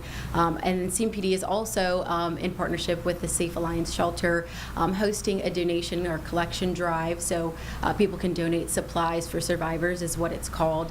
And so later on in our broadcast, I'll break it all down on where you can go to actually deliver these supplies. So if you're someone who wants to help a victim or someone or survivor in that case, you can definitely donate in that way as well. Yeah, that's gonna be really, really helpful for people, I think. I think something else that stuck out to me especially was how young they start these conversations. You said 8th grade. I know you mentioned that's because these kind of patterns start in the family, but I think people will be surprised to see how early they're having these conversations with kids. Absolutely, especially too, I think if you could remember being in 8th grade, 9th grade, yeah. Obviously, sometimes you spark an interest and for a relationship, but these can be repeat patterns if we're not saying, hey, this is how a healthy relationship should go, whether it is, platonic relationship, teacher, friend, whoever it might be. So yeah, they are getting into those spaces where it is as young as 8th grade, and I think that's like 13, 14 years old. So yeah, pretty interesting. Really important stuff, of course. Anything else that you heard in terms of advice for people in this situation? What should people do, and how can they get in contact with the right resources? Yeah, definitely. Well, the Prevention and Intervention Services is regular business hours, but there is always a helpline or a hotline that people can call. I believe that number is 988. So definitely, if you're someone who's in a crisis or in a situation where you need help immediately, that's the number to call. But definitely go on their website, CMPD, and just look at their unit there that could provide them further resources. All right, and Bria, I know you're going to have more information for us later on in the newscasts. When can people see you? Yeah, at 4 and 5 p.m. this evening. All right, I know you got a lot of work left to do, so we'll let you go, but thank you for doing this. Thank you. All right, we're going to turn now to James. I don't know if we want to take a quick break or if we want to get back to the Senate. So just as you were speaking there, we got a new feed, Julie, that we can share with our audience. This is coming out of Seattle. The mayor and some other city leaders are making an announcement about public safety in the city. Oh, let's listen in. To allow detectives to be detectives, stand up, back up specialty units, to bring on a bike team, for example, to assist our neighbors and our neighborhoods. It is important to press forward an alternative response, to bring solo dispatch to care, to diversify our range of options to meet our public safety challenges, particularly those without a criminal basis. that diversity is important. It is imperative to continue our progress and accountability. There are different accountability measures, but I wanted to focus on frontline investigations. To highlight how long-term we must develop junior personnel to become leaders. Key here is to have only major offenses to go to OPA, as the legislation says, which also, by the way, will help OPA do its job to allow it to continue its mission better. But these lesser offenses, however, need to be addressed by our sergeants. They need to be addressed by our sergeants today in order to have better lieutenants, captains, assistant chiefs, deputy chiefs, and maybe chiefs of the future. We have to invest in our leaders early to get the return later. To conclude, this labor agreement, particularly with the public safety work done by our city over the past 2 years, demonstrates the seriousness that we take our public safety challenges, with the understanding, and this is important, the understanding that there's still more to be done. So thank you again, Mr. Mayor, the team, and for everyone for joining us today. And I like to say, that was probably the briefest. All right, and I knew John Wooden too. I want to get credit for that.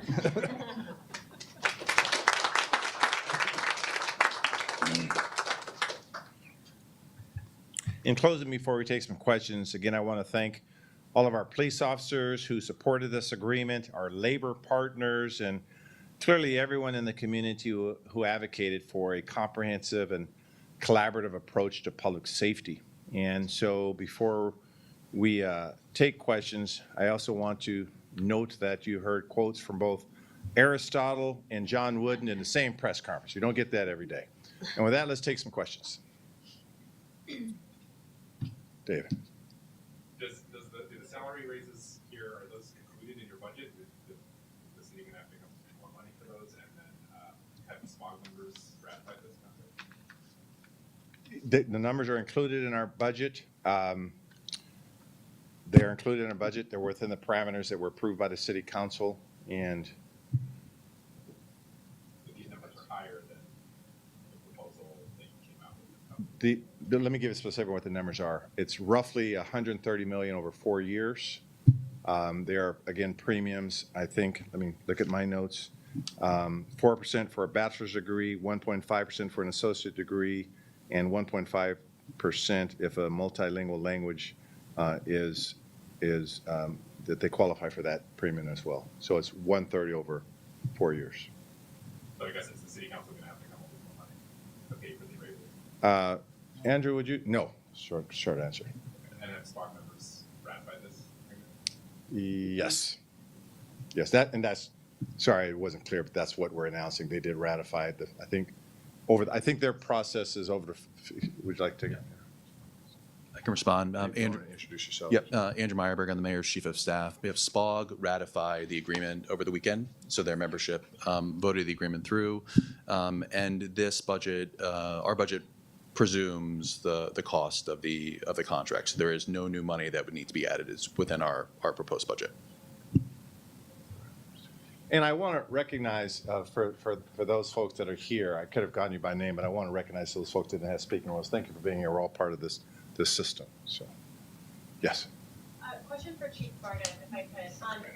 If you could talk a little bit more about what happens after the care team responds, and you talked about the network of nonprofits and you have people that help this population, and I realize every case is probably different, but how does the care team then direct people into services? And you kind of briefly mentioned coercive care when appropriate. How do you, where's current thinking on that? Sure. Yeah, thank you for the question. So I've always struggled to articulate the difference between first response, meaning that 911 call comes in, I rapidly, expeditiously get someone out to triage and hand off, right? This is not long-term case management. They're not meant to be outreach workers. They've done some of that because they've had the capacity to, but I expect that to change. So when I talk about that handoff, that's why I'm always talking about the behavioral health system, the nonprofits, emergency housing, and then the jails. because that's really what we all need to focus on, is building out that, what would be the voluntary system. So if we hand off to Mary's Place, for example, or we hand off to Union Gospel Mission or the Crisis Solution Center or Connections in Kirkland, I can give you a rundown. There's about 15 frequent drop-off locations. But one of the missing pieces structurally, it's true in Seattle and everywhere, is there's no line of sight into what happens. Right? We hope that we made the correct referral, but very often law enforcement will encounter the same person again tomorrow. We'll get the same 911 call tomorrow. And so that's why the police co-responders and the fire co-responders are such close allies, because we're all working on how do we share records. If I just hand it off to lead case management, I should be able to know in my software, if we go out again, oh, that's the person's case manager. And then ultimately recommend, if the person's doing worse in 6 months, we got it wrong. It's not working. We needed to try something else. Does that make sense? Was there another part of your question I missed? About courses. Yeah. Yeah, no, that's exactly right. I find that the public doesn't understand that people are not resistant to services. They're resistant to, some stranger comes up and says, hey, you want housing? It's like, I don't know you. No, I don't want your help. That happens all the time, but there are outstanding teams in the city who know if you invest for a number of weeks and really get to know someone, create some trust and start to illuminate, why are they saying no? Nobody wants to be, cold and scared and wet under this bridge. We need to understand that. There's a reason somebody's making that choice. And so I think that space in between, that's where care dwells. We work with urgency. We know too much about the crimes against folks who are living unsheltered, right? Especially women who are living unsheltered are very likely incurring mounting trauma every single day. And so I'm always very specific that law enforcement is always going to be the coercive team. That's not going to be care. But I also know that we do very, very rarely refer anyone involuntarily into services. And sometimes I observe deaths that we knew the person was going to die, right? They were wandering and muttering in traffic all the time. It was likely to happen. And so that's a challenge for the executive and legislative, but I know we have to have the conversation. All right, you were listening in there to officials in Seattle discussing a new public safety contract they signed. Of course, that we're really interested in any city right now's public safety, as that has been a big push from President Donald Trump to send troops and the National Guard, particularly Portland in the same region as Seattle has been the target of his current campaign to make cities safer. We do want to take a quick break, but know that we're going to come back out to some more live events, particularly the Senate. Senator Jeff Merkley of Oregon is still speaking right now. So that's what we're going to come back to in about 2 minutes. Stick with us.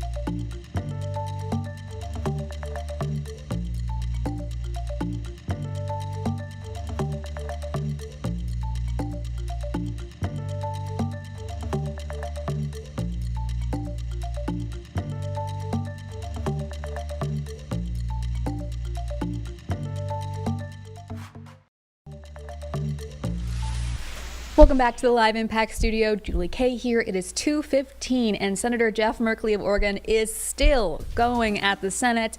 He has tossed it to some other senators. We heard from Senator Mark Kelly of Arizona a little bit earlier, but Merkley is back. Just before we get to him speaking, I also want to point out the other things that we are watching here. The White House East Wing demolition. You may have seen a little bit of smoke coming from that construction and demolition that's happening, so something to pay attention over there. And then on the bottom right corner of your screen, that is a controlled burn in Moore County that we're paying attention to, but as I said, it's controlled, so just keeping an eye on it. Let's head now back to Washington. Themselves, others that I'm sure that are tuning in, and whether it's on social media or it's on C-SPAN or one of the news outlets that's carrying the conversation that you're having on behalf of the American people, I want to say thank you. Thank you for your courage, for your conviction, and your tireless leadership in speaking up today on behalf of all that's going on across America, around the world, but especially impacting your constituents. And if I'm not mistaken, Senator Merkley, it's been nearly 20 hours that you've been on the floor now speaking to the American people. Now, I, like you, I'm proud to be a United States Senator. I know you the way you speak about Oregon, I'm always battling with you, whether it's New Mexico or it's Oregon, who's more beautiful? I still believe it's New Mexico, but that's not my question today, Senator Merkley. I'm so proud to represent the people from New Mexico, and every day I'm reminded that the work that we do here, it doesn't just impact our homes. The work that we do here touches every corner of the United States of America. Now, for the last 3 weeks of this Republican shutdown, and the reason I say that is the American people know that the House of Representatives is a majority of Republicans. The Speaker of the House is a Republican. The majority in the United States Senate is controlled by Republicans. The majority leader's a Republican. And the President of the United States, a Republican. Now, as I visit with constituents from across New Mexico, and last night, Senator Merkley, I had a town hall, a telephone town hall. We had thousands and thousands of New Mexicans that were on this call. They all told me that they were worried about what will happen if their health insurance premiums double, even triple. Every news article I read this morning and those that I saw on television or on social media today had similar stories from constituents about concerns about maybe losing their health care. Now, Senator, you know as well as so many people across New Mexico and a few across America that 3 years ago, I survived a stroke. When someone has a heart attack or a stroke or some other chronic episode like that, you learn that time is not on your side. You're not thinking about how expensive those hospital bills may be. All you're hoping is that you can get to see a medical professional that might be able to save your life. And by the grace of God, by the love of my family, Senator Merkley, I'm here. I'm alive today and I healed. It's quite miraculous. But a big part of that was because I was fortunate to have health insurance. I was fortunate to get to a facility quick enough. On the way there, a local paramedic and an EMT from Santa Fe County Fire Department, they helped to prepare me before I got to the emergency room. They helped save my life. Well, right now across the country, it's not just the concern of health insurance premiums doubling or tripling where millions of people could lose coverage under this thing called the Big Beautiful Bill. My Republican colleagues here said, well, we're going to have the largest cut in Medicaid funding since the program's been created. In addition to that, how about my Republican colleagues saying, well, let's also go after food programs, and the largest cut to food programs across America were included in that bill. The reason I bring up Medicaid is in New Mexico, we had a Republican governor that actually embraced Medicaid expansion. And so New Mexico became one of the states that had the most uninsured people per capita to one of the most insured because of that expansion. People were able to get care and help. Well, those rural health clinics that also provide care to so many of our Medicaid beneficiaries in New Mexico. All of a sudden, when federal Medicaid dollars go away, they might close. So I'm going to go back to my stroke. Time is not on our side. If someone has to travel hours to try to get into a medical facility because the rural health clinics have closed, that might be able to stabilize them the way that that EMT and that paramedic did for me at the local fire department, they may not heal, or worse, they may not live. Now I'm going to get back to one of the conversations we're having right now. How can we work as Democrats and Republicans, work with the president to ensure that health insurance premiums will not double or triple for the American people? One of my constituents told me, Senator Merkley, that it's almost like they're reaching into our pockets and just stealing money. And what I mean by that is, in New Mexico, if these tax credits go away, it's going to cost people about $7,000 a year. $7,000 to hardworking middle-class families. That's taking from their pockets. In addition to that, when they go to the grocery store, well, let me even back up a little there. Remember this president said when he was running as a candidate that on day one he would lower prices for the American people, just like that. Well, at the grocery store, things are getting more expensive. Everything seems to be getting more expensive. Well, that's taking money out of the pockets of the American people. Our constituents, hardworking families, just trying to get by, trying to leave a better life for their kids than they had for their own if they're blessed to have children. Many are worried about how they'll even put food on the table now that those supplemental nutrition assistance programs are delayed, or even this program called WIC. You know, there's acronyms all over our nation's capital. WIC, which is a program for women, infants, and children. How are we going to make decisions across the country to make sure that we're going to provide food to the most vulnerable in the richest nation in the world?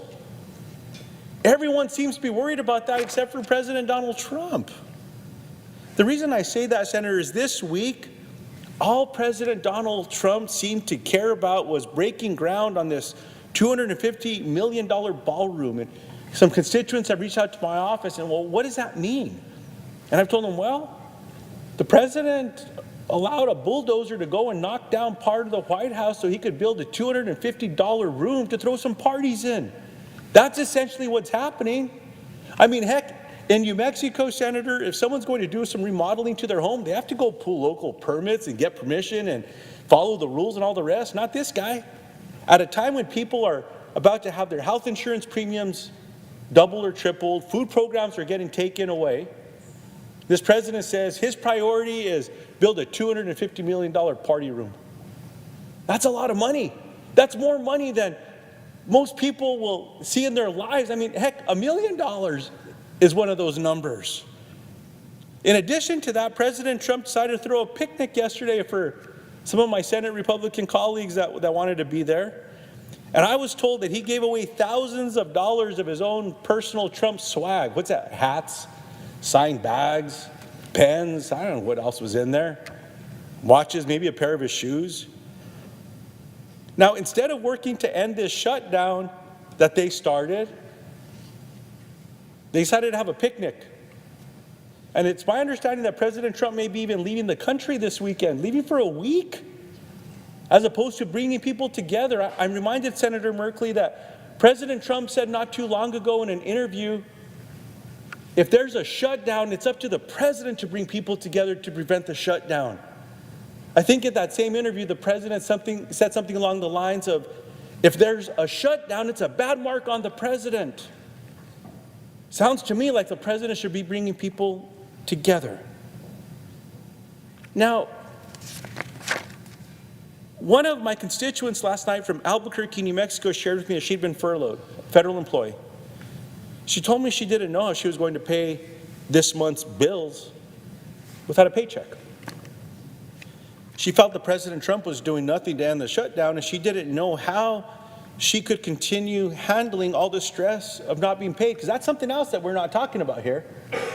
All the stress, mental health challenges that families are going through. One of my constituents in Las Vegas, New Mexico, has 4 children. a mortgage to pay, and his family lives paycheck to paycheck. He said with all the stress and hurt that is being caused by the Republican shutdown, he doesn't know if people will be able to afford their health care if it's taken away. This week, people across America are watching Donald Trump tear down the east side of the White House, making room for that $250 million ballroom. And then there's a story that I just saw coming in, Senator Merkley, that said President Trump, it looks like he's trying to shake down the Department of Justice to get $230 million for himself. And here's the kicker. The person that would actually have to sign off on giving President Trump $230 million in taxpayer money from the Department of Justice is a guy named Todd Blanche. Anyone that knows who this person is knows that Todd Blanche was President Trump's personal defense attorney. Didn't do so well because he got convicted, but he's the guy that would have to sign off.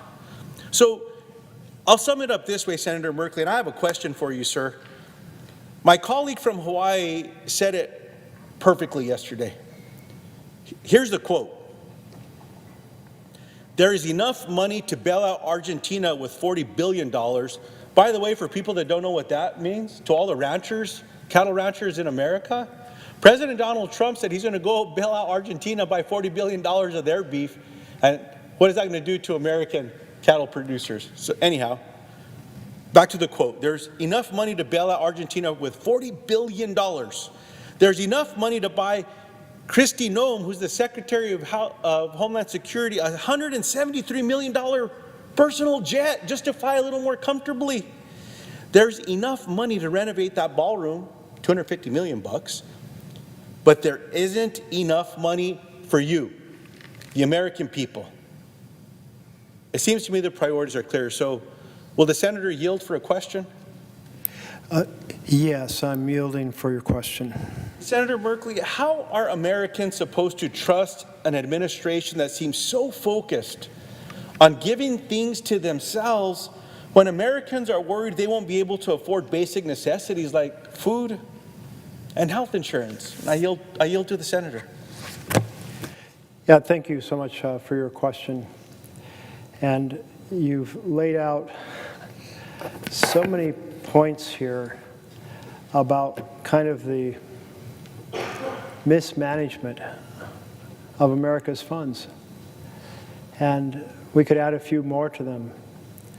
The craziness of spending more money than it costs to buy a presidential jet to rehab a jet that was given to the president so that he could actually send it on to his personal library after he leaves office. But it is profoundly disturbing, and I appreciate the way you framed it. There's enough money for luxury glitz, for a mega ballroom. I can't even imagine how anything could cost that much to build. I mean, it's going to have an 1/8 inch of gold on every surface or something. I don't know. But that doesn't serve the American people. That doesn't make one single person in America have better health care or better education or a decent home in a decent community or a better job. Doesn't give equality of opportunity. Doesn't tackle any of our environmental issues. It is simply a gross display by a president who has constructed his entire administration on the basis of a theory to govern, which is families lose and billionaires win. Families lose their health care, so there can be massive tax breaks for billionaires. They lose their Medicaid on top of their ACA health care in order to fund massive tax breaks for billionaires. They lose their nutrition assistance to fund tax breaks for billionaires. And then over the next 30 years, their bill runs up $30 trillion in additional debt to fund these breaks for billionaires. Maybe I should say trillionaires now. And you think about how that debt, that additional $30 trillion in debt, how much that will compromise the ability to have future. All right, you've been listening into, I think we're on the 20th hour of Senator Jeff Merkley from Oregon, his speech protesting this government, the Republicans' plan to stop this government shutdown. Now, he's hearing from questions from other Democrats that are helping him kind of prolong this speech so he's able to go on longer. But yeah, no end in sight. He is continuing to go. We're going to take a quick break. We'll be back in 2 minutes with some more local news. And then, of course, we're going to keep getting back to that Senate floor.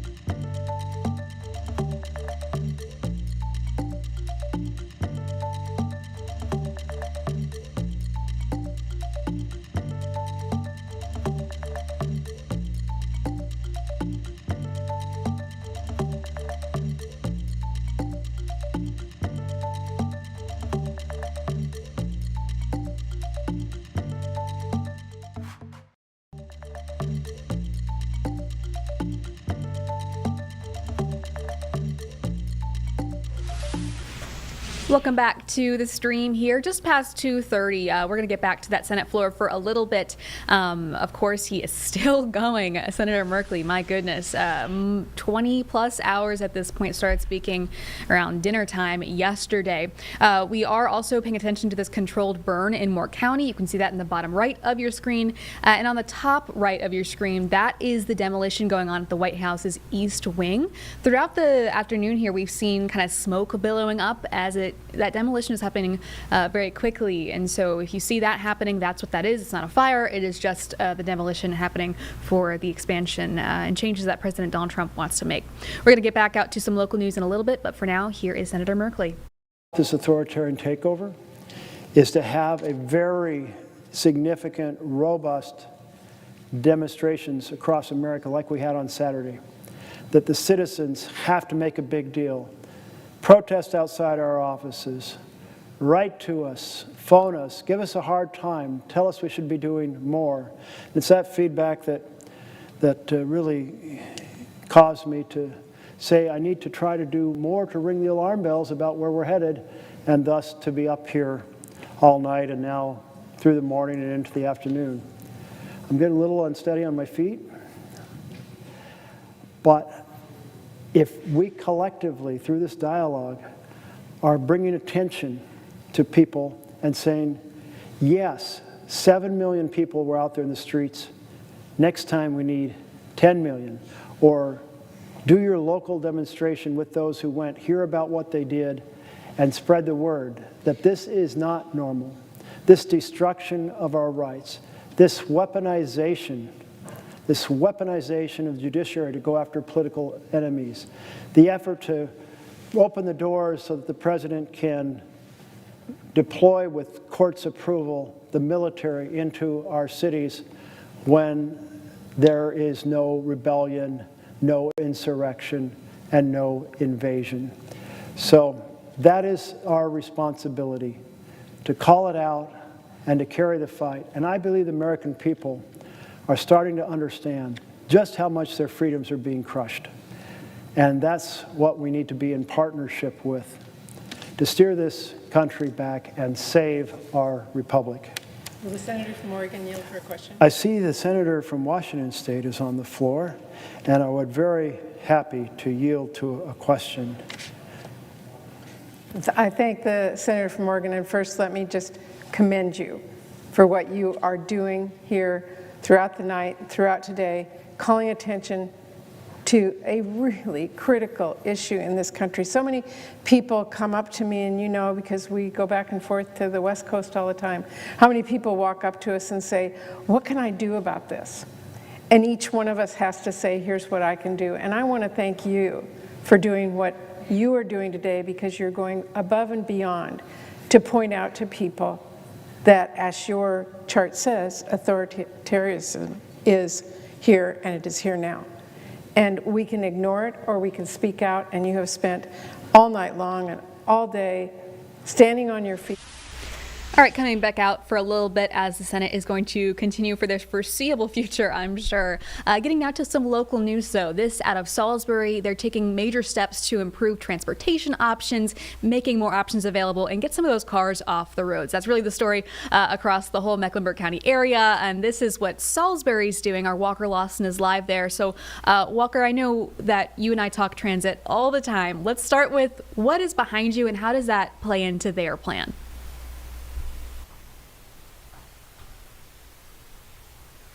The Salisbury Depot, so a train station that used to be bustling, that people came to all the time now. Amtrak does still serve out of this station, but not too frequently do you see trains coming through here. But the mission is now to bring that back to life. So the city of Salisbury last night actually approved the steps to purchase this building back. They're going to do some work to it, expand some sitting and waiting areas. They're also going to add a second platform for an Amtrak train, and that's a really big deal because this opens up the door as Amtrak has been looking at expanding their rail services around the state of North Carolina. And so Amtrak is currently doing a study to see if this is something that's feasible specifically for this location, but they will be coming back to the city of Salisbury in the coming weeks and presenting their findings. And the goal for them is to get some kind of train from Salisbury connecting all the way to Asheville. So this is a major step in that direction, allowing them to purchase this depot and to get a second Amtrak platform up. So that is the first big step in transit for this area. I know that is such a massive project to undertake. How are they funding something like this? Because I know that's the big conversation here in Mecklenburg County, where we have the sales tax on the ballot. How is Salisbury planning to pay for a project of this scale? Yeah, so they were able to purchase, so they purchased this for $3.5 million, and then it is going to be an $11 million project done through state grants. So this is basically something that they're going to be able to fund this project through, which is a really big deal. Last night, they also received a $2.8 million grant to do a microtransit test. So it's very similar to what you have in northern Mecklenburg County that we've covered before, where CATS and they've moved to this more Uber style vehicle that drives around. I did a story on how, gone are the days of sitting at a bus station and waiting for the bus to come pick you up. You can call the service to get you. They got a grant last night as well that they have approved that will let them test run on their biggest route as well.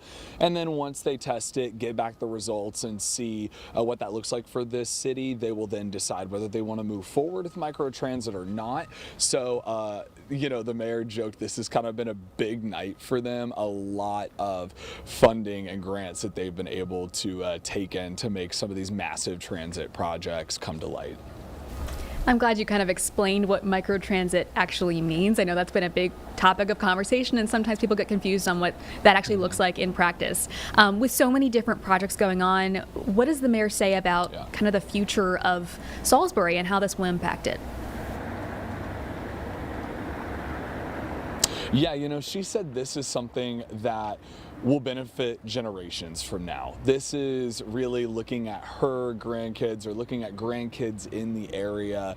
This is going to be their future. You know, you look at the Northeast, and kind of what she explained is you look at these northern states, there's so much transit. We see it when I go to New York City or when I'm in Boston. You just hop on a train, you can go pretty much anywhere. She said, you know, the South has been a little bit behind, which is something that we hear from some businesses I've talked to before that say, you know, we kind of take driving cars as we just use it everywhere. It's just something that we do all the time. We don't even think about other transit options. And so she believes this is really putting Salisbury in the right direction, but also having micro transit, you know, it's something that we saw in northern Mecklenburg County that makes things a lot more accessible. I myself live in northern Mecklenburg County, so you see those transit cars out riding around, and it's similar to an Uber rideshare service. You can put in a location, you're paying the same price as you would for a bus fee, but you don't have to walk or find a way to get to a bus. So she believes this is really moving not only Salisbury forward, but the state of North Carolina when you look at having rail expanding across the area. Yeah, absolutely. And I know that the more options, the better, of course. So we'll be curious to see where this project goes from here. Walker, thank you so much for joining us. We can see you back here at 4:30 and 5:30. All right, we're going to move on here in the Live Impact studio. We're now actually going to Tennessee. The Shelby County, Tennessee mayor is providing an update on the lawsuit against Governor Bill Lee over the National Guard deployment. So we're going to listen into officials there. Rodriguez. Ms. Rodriguez is the senior counsel at Democracy Forward. She brings a record of advancing civil rights and equity through courtroom advocacy and policy leadership. She's led interdisciplinary teams at the NAACP Legal Defense Fund to promote economic justice, voting rights, and challenges to systematic inequities. As a senior trial attorney in the Department of Justice's Civil Rights Division, she investigated and litigated landmark fair housing and lending cases across the nation. She graduated from Yale Law School and the University of Chicago. With that, Ms. Rodriguez. Thank you, Mayor Harris. If you'll forgive me, I will translate some of my comments in Spanish for the purpose of inclusivity to also speak directly to the communities most affected by the militarization of Memphis. And with that, my name is Yenisei Rodriguez, and I serve as senior counsel at Democracy Forward. Buenas tardes, mi nombre es Yenisei Rodriguez y soy una abogada de litigio en la organización Democracy Forward. I am so proud to be here with this incredibly powerful coalition and with my esteemed colleague and leader and mentor, Ms. Guy Pierman. I know we want to get to the Q&A, and I don't have a lot to add besides what the mayor and Sky have already mentioned, but I do want to share a little more about how we got here. We are here because something unprecedented and deeply unlawful is happening in Memphis. Armed soldiers are patrolling the neighborhoods under an order that violates the Tennessee Constitution and Tennessee state law. This case, very simply, is about protecting Memphis, defending the state constitution, and making clear that no leader can use military power to intimidate, to silence the people they are supposed to be serving. These are incredibly scary times to be a brown or black person in this country. In this climate, people are being judged by their values or their actions or performance, but by the color of their skin and the languages we speak. At Democracy Forward, we are defending houses of worship against ICE raids, protecting people from being arrested just for showing up to pre-scheduled court hearings before judges have asked them to appear, blocking unaccompanied migrant children from being detained in the government when there are families readily and willingly and lovingly available to care for them, and fighting against efforts to target people of color using information they willingly submitted to the Social Security Administration as part of their effort to participate in civil society. Today, we are here to defend the Latino and Black communities in Memphis from their own governor, who has responded to the president's calls to do what he cannot do, which is weaponize our troops against their neighbors, But it turns out that's unlawful too, and that's why we're all here together today.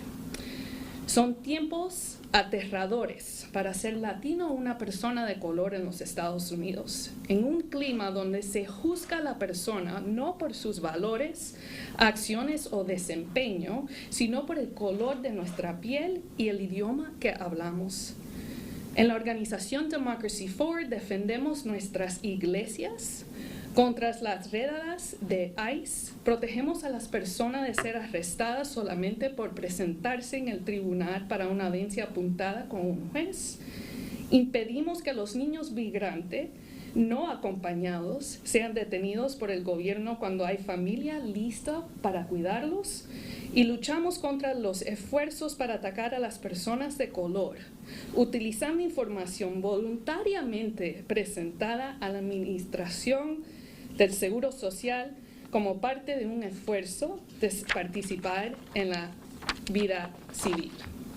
Hoy estamos aquí para defender a las comunidades de colores en Memphis contra su propio gobernador, quien ha respondido a las llamadas del presidente de esta nación para hacer lo que no puede hacer, que es usar nuestras tropas como armas contra sus vecinos. Por resulta que eso también es ilegal y por eso estamos aquí juntos hoy.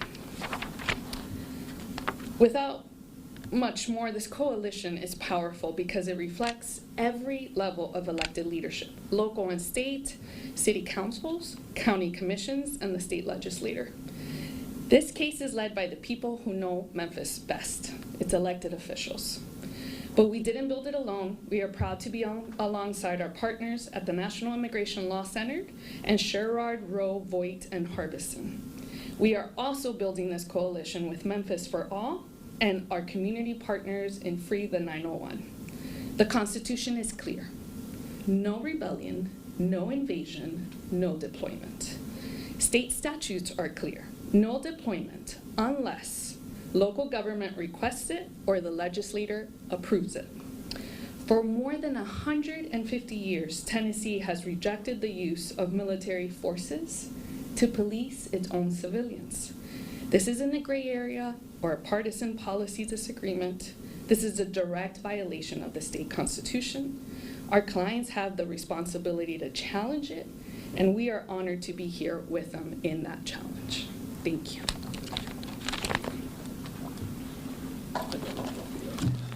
All right, absolutely. All right, at this time, I'd like to invite up to the podium my partner in crime for many years in the state Senate, Jeff Yarborough. And let me say by way of introduction, Jeff Yarborough is the Tennessee State Senator for District 21 and a litigator at Bass-Berry Sims. He's a native of West Tennessee, Dyersburg, Tennessee. He received his BA from Harvard University and graduated from University of Virginia School of Law. At the State House, Senator Yarborough has focused on government transparency and simplifying government systems for residents, including increasing the level of voter registration. With that, Senator Yarborough. Thank you, Mr. Mayor. It's my pleasure to join my old seatmate in the Senate, Mayor Harris, here today to talk about this, because this is a deeply serious issue of historic proportions. It just is. And there's been a lot of talk about restoring law and order. You can't restore law and order if you're ignoring the law part. And what's happening right now is that the governor and the state of Tennessee are ignoring the law. And it's quite simple. That's not my opinion. That's not a Democratic opinion. That was the opinion of the Republican Attorney General of the state that was issued 4 years ago and then ratified by the current Republican Attorney General of the state just last year. It's also not even a close call. In 1870, we had a constitutional convention in Tennessee. It discussed very few issues. One of the only decisions that they made at that convention was ensuring that the troops couldn't be used to police civilians. And they also ensured that the governor would not have the unilateral ability to deploy those troops. But what's happening right now is we have a unilateral deployment of the National Guard to police citizens. And it just couldn't be more illegal, and it violates the clear terms of the statute, the clear terms of the Constitution, and the clear opinions of the Republican attorneys general from 2021 and 2024. You've been listening in out of Shelby County, Tennessee, where you're hearing from officials, including the mayor, on an update on a lawsuit over the National Guard troops deployment, that lawsuit with the state's governor. So lots to pay attention to there. We're going to get back to some more national news when we come back in 2 minutes.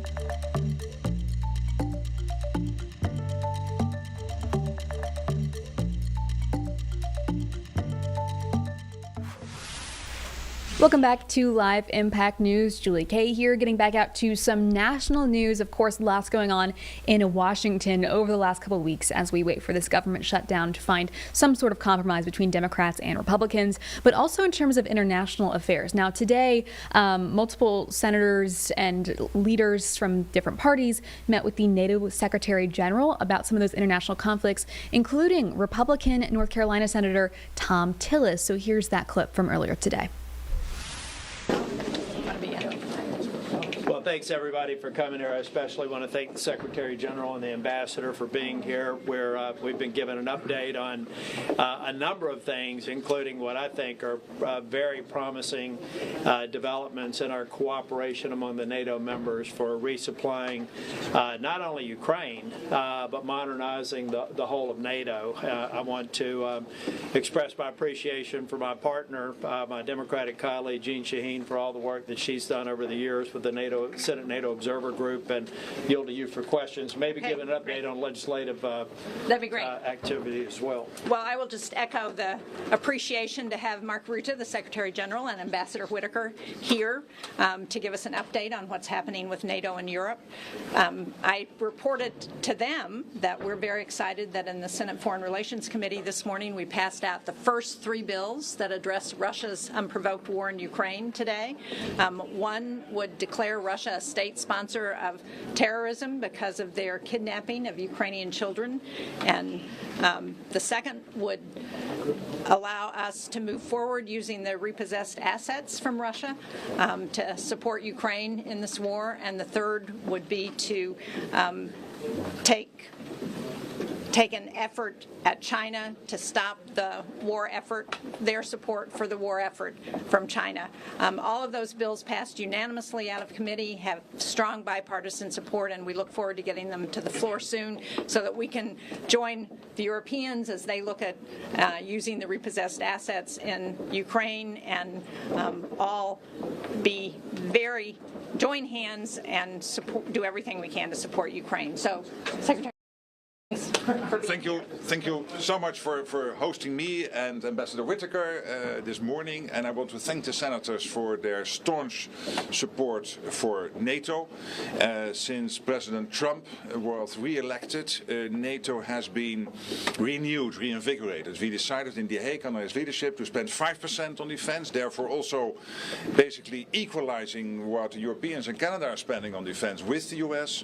So the Europeans and the Canadians stepping up. Also when it comes to Ukraine, the President deciding to send weapons again to Ukraine, but paid for by allies. We are working very hard on that project. The first couple of billion of weapons already shipped into Ukraine from the US, paid for by allies.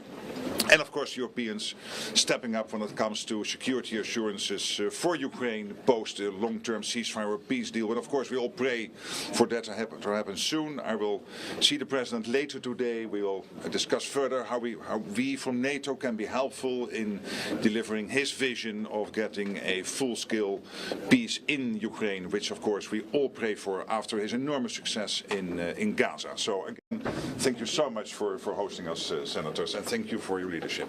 We got time for a couple of questions. Secretary General, Sky News, can we just ask, is your visit here at this moment not an indication that President Trump's meeting with President Zelensky on Friday was a total disaster? No, not at all, because this was already planned before.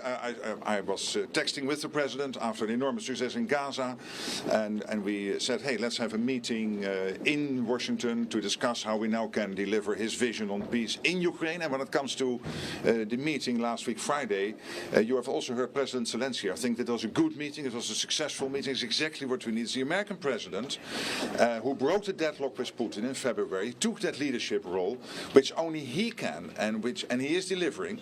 And I'm really commending him for that. So that was a good meeting, and we will build on that. Secretary General, can I just ask you, recently Donald Trump suggested that Ukraine could win back all lost territory. Now he's saying something quite different. How worried are you that in that phone call with Vladimir Putin, he persuaded the president to go softer on Russia? Well, I have total confidence in President Trump, and he is the only one who can get this done. He is the leader of the most powerful nation on earth. You are all citizens of the most powerful nation on earth, the most powerful economy, the most powerful military, and you have a president with a lot of experience because of his first term in office, and who has a clear vision on bringing this war to a durable and lasting end.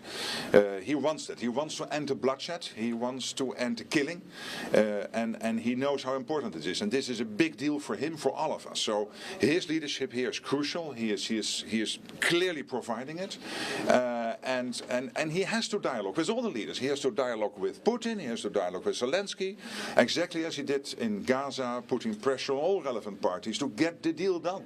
And that's exactly what he is doing here. Mr. Secretary, thank you, Senator. Two questions for you. The first, to that end, do you believe another meeting between President Trump and Vladimir Putin would be productive? And second, do you think a ceasefire is necessary before real negotiations can start? Well, let's start with the second question. The President himself was very clear this weekend. Stop where you are, which sounds simple, but of course is also exactly right. So I was I totally agree with him. Stop where you are. That's the main message. And again, we will dialogue this afternoon further, and I'm there to help him to deliver whatever NATO can do, me personally, the ambassador, all of us can do to help him to deliver on that vision. And clearly going forward, I cannot now predict exactly what type of meetings, in what type of setting will happen. But it will mean a lot of discussions with all the leaders involved, including the presidents of Russia and Ukraine, no doubt. Should that happen together? Secretary General, you mentioned the success in Gaza. What do you think can be replicated when it comes to negotiating between Russia and Ukraine? And then to the senators, what do you think is the cost of the delays on sanctions that we've seen so far? Well, every conflict obviously is different, and at the same time you can draw lessons. And I think what the president did at Gaza, and let's not forget, this is a huge win. And only he was in a position to do it. And he took the risk, he took the leadership role, and he used the enormous power of the United States and leveraged this with his leadership to get the deal done on Gaza. And I commend him for that. And now he wants to do the same, as he's been doing since February, when he had his first phone call with President Vladimir Putin of Russia. And all the discussions he had with NATO leaders, with, of course, the president of Ukraine. He wants to deliver the same for the war in Ukraine. Again, I cannot now predict exactly by what steps this this will all happen. But obviously it will still mean a lot of discussions. It will not end tomorrow, but I'm fairly confident that we can deliver on this vision. It looks like the summit is on ice now. Do you welcome that delay? Again, I'm not going to comment on every step in the process because it's very difficult for me to assess exactly how that process will now evolve. But clearly, in the future, there will be many more discussions with the leaders of Ukraine and of Russia in whatever format, in whatever setting, to deliver peace. Thank you all. Just on the point of saying, one thing that we should be very clear with the Secretary General, we're having discussions about NATO allies putting 5% into meeting 5% standard for NATO support. They're doing things very, very differently, and they're doing things differently because President Trump has pressed the issue. And I believe that President Trump is best positioned to bring a lasting peace to Ukraine. We're going to have discussions about how we can continue to enable him with legislative action on sanctions in particular, which I'm interested in. But I think we also have to follow his lead. Thank you all very much. Are you planning to move these bills that you passed as a package? All right, you were listening in to multiple lawmakers, including North Carolina Senator Tom Tillis, after they spoke with the NATO Secretary General. I also want to point out that later in the day, we also are hearing that Tillis spoke with reporters about the redistricting that's happening here in North Carolina. Tillis is, of course, a Republican who is not running for re-election and did say that Republicans here need to be careful about how that redistricting plays out. We'll be back in 2 minutes with more headlines.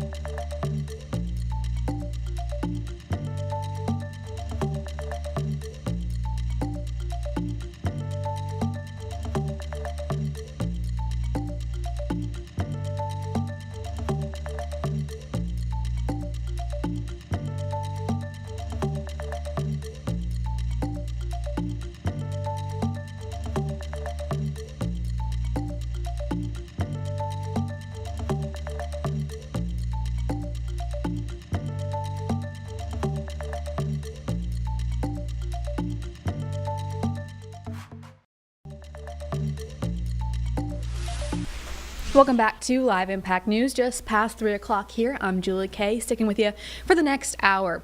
We want to head back to the Senate floor now. That's, of course, where Senator Merkley of Oregon has been speaking now for more than 20 hours, tossing at times to other senators to kind of relieve him a bit and let them ask questions so he can continue his speech in protest of the way that Republicans are handling this government shutdown. We're going to listen in now because this is, of course, Senate Minority Leader Chuck Schumer. Phone and agreed they wouldn't even talk to us. And instead he's going away while people are suffering. He ought not to do that. And what is he spending his time on instead? Eroding our democracy. Doing these faux ads. Screwing up, forcing networks and TV stations and media to bow to his whim.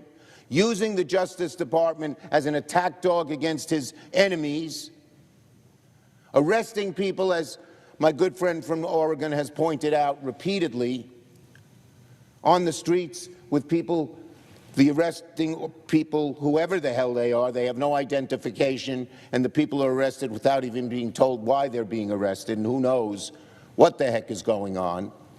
He is spending all his time on eroding democracy, taking away our rights. The people expect him not to go on a foreign trip. This president who fancies himself a king, but instead to do the people's business and help us, sit down with us, negotiate a way out of this health care crisis. We all know, I think, and I'd ask my colleague, he knows, I believe, that before Donald Trump leaves the country, he should at the very least sit down and negotiate in a serious way and address the health care crisis that affects the American people. Shouldn't we be working to lower people's premiums, to keep rural hospitals open, to prevent people from being kicked out of nursing homes, to ensure that research that saves lives continues? Shouldn't the president listen to the cares of the American people and their desperate need on health care rather than taking a foreign trip? Jeffries and I asked him yesterday. We demanded, really, he sit down and talk to us and negotiate, not just talk to us, negotiate a serious approach to avoid all the devastating things that will occur. And he said 4 hours later, after conferring with Thune and Johnson, no, he wouldn't. Well, that is a disgrace. So I would ask my colleague, I would ask him, shouldn't the president be spending time addressing the health care crisis rather than spending all this time eroding our democracy? If he negotiated a fair treatment of people with their health care, he'd be doing something good, and when he erodes our democracy, he's doing something evil. So his priorities are wacky and misplaced and awful and so detrimental to what the American people want. So my question to my colleague is this, and one more thing. Doesn't my colleague, and there are a bunch of questions here, agree that Trump is the focal point of this health care crisis, that Johnson is paralyzed because of the divisions in his caucus, that Thune just goes along, that the president, this President Trump, is the person who could get the Republicans to pass a decent proposal, a fair proposal, a proposal that helps the American people out of this crisis. And the president is the focal point because he can get Jeffries and Thune to act, and there's probably no one else. And yet, he's flying away, ignoring this issue facing the American people after he's eroded our democracy, as the senator from Oregon has pointed out. He's flying away and abandoning the American people. Isn't it correct? Does my friend from Oregon agree that the president's priorities are so detrimental to the American people, are really perverse, in that he seems to enjoy eroding democracy and doesn't even give a damn when the American people are suffering? So I'd ask my colleague to answer that series of questions. My colleague from New York, the minority leader, is absolutely right. The Trump priorities are absolutely perverse. Well, here we are in a structure of the Senate. And what is the Senate about? Coming together and saying, here's where I want to go. Where do you...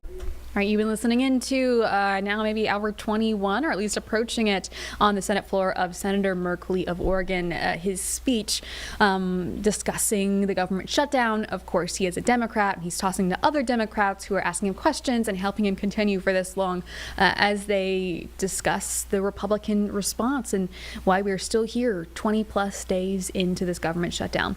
We want to get out to some other impacts of this. Across the country, we're seeing food bank lines being super long. here in Charlotte even. I know our food banks here are feeling the impacts. Right now, though, in Los Angeles, the County Federation of Labor is having a press conference discussing those impacts, particularly on federal workers who are not seeing paychecks right now. Yeah. Obviously, we've all been, TSA officers have been here since 2002, the creation of this agency under the ATSA after the horrific events of September 11, 2001. And we have to really put that in perspective. Every day, these folks are doing that job, making sure that not only Americans are safe, but that Congress is safe. Congress, who is responsible for making sure that at some point this shutdown ends, and it ends soon. It's a travesty that after this is all said and done, we're going to have a lot of our officers saddled with high interest loans still after the fact, the remnants of this. They're going to be, paying those late fees and all the while still have those regular cycle bills coming into play, whether it's rents or mortgages or food or bills, utilities, et cetera, et cetera. But we're just asking Congress, we're asking the Senate, particularly right now, to do the right thing and to end the shutdown. Thank you. Thank you so much, Bobby. Up next, I am proud to introduce representing California's 35th District, Congresswoman Maxine Waters. Wow, wow, wow. Thank you very, very much. Ladies and gentlemen, we're in a crisis in this country. It is chaotic in government. The government is shut down, and I want you to know on my side of the aisle, the Democrats are insisting on negotiations. We want to open this government back up, but we don't have any cooperation from the President of the United States of America. I represent the 43rd Congressional District. The airport is in my district. I am in and out of this airport twice a week. I fly out on Monday and I fly back on Thursday or Friday, and I know these TSA workers. I see them working every day. I feel so safe with them being on the job. They're making sure that people coming through the airport are not carrying things in their luggage, in their packages that they should not have. And I want you to know, if my jewelry goes off and they tell me to step out, I step out. I do what they tell me to do because I know that they're there to protect us. There are 3,000 federal workers at LAX, including the TSA, that is Transportation Security Officers, and the air traffic controllers. And this president really doesn't get it, that between TSA and air traffic controllers, they have the fate of this country in their hands. And if we don't see that they are treated properly, that they get their pay, what do they expect them to do? Keep coming every day without knowing whether or not they're going to have a paycheck forever? They can't do that. And we've got to make sure that we do everything that we can to open this government back up. The President of the United States is causing everything to go up, the groceries, automobiles, and while the air traffic controllers and TSA are doing without their paychecks, the groceries and everything continues to rise. And that means it's even worse off because having less than they thought they would have with the prices that are being raised by the President of the United States is causing them to be in terrible shape. Let me tell you, many of our workers are living paycheck to paycheck. They don't have big savings accounts. They cannot look for relatives and others to make sure that they're going to have food. That's why we're here today. We came and we brought some food with us. We brought some food just to let them know we care about them. Thank you, Bell. Thank you so very much for organizing us here today. The President is on his way to Asia somewhere. He's been on the golf course. We have been back and forth working with our leader to make sure that we do everything that we can to insist on negotiation. I want you to know that in addition to the fact that the President of the United States doesn't give a darn and he's not here working and on his way to Asia, he just gave $20 billion to Argentina. What's with that? And he's trying to get the banks to guarantee another $20 billion. What is that? And on top of that, he's tearing down the damn White House. And so we have a president that does not care about the workers. I care about these workers. We care about these workers. Organized labor cares about these workers. We're going to do everything that we can to ensure that they get their pay. The president wants 4,000 more to be laid off or fired. The courts at least are holding them back at this time. Between the president of the United States and Elon Musk, who had Doge that was going in telling people that they had to leave, they were fired. They are wrecking our economy, and we have got to make sure that we stand up. But I'm convinced that even if they don't negotiate, even if the president doesn't care, even if he's going off to deal with some other dictators like he wants to be, that the people of this country, as you saw, 7 million people out on No King's Day. We're going to keep growing it. We're going to keep growing it. And the people in the final analysis are going to say, you cannot deal with this country this way. You are not a dictator. We have a democracy, and even though you're trying to undermine it, the people are not going to allow you to do it. Thank you. Thank you so much, Congresswoman Waters. Up next, I am proud to introduce Congresswoman Sydney Kamlager-Dove. Thank you.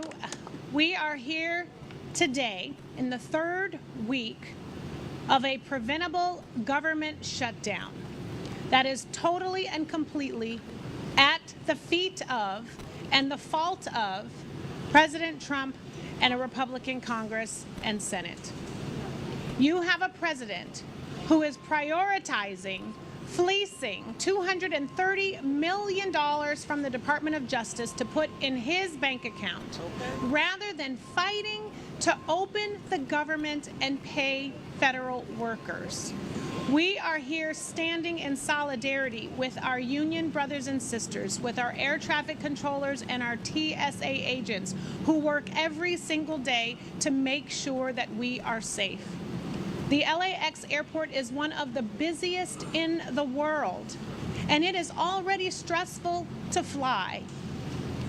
But when you are walking through these gates and terminals, also thinking about if these federal workers are getting paid, if they are able to pay their rent and have shelter, if they are going to show up the next day to make sure that you are safe to fly, those are questions that travelers should not be having to ask ourselves.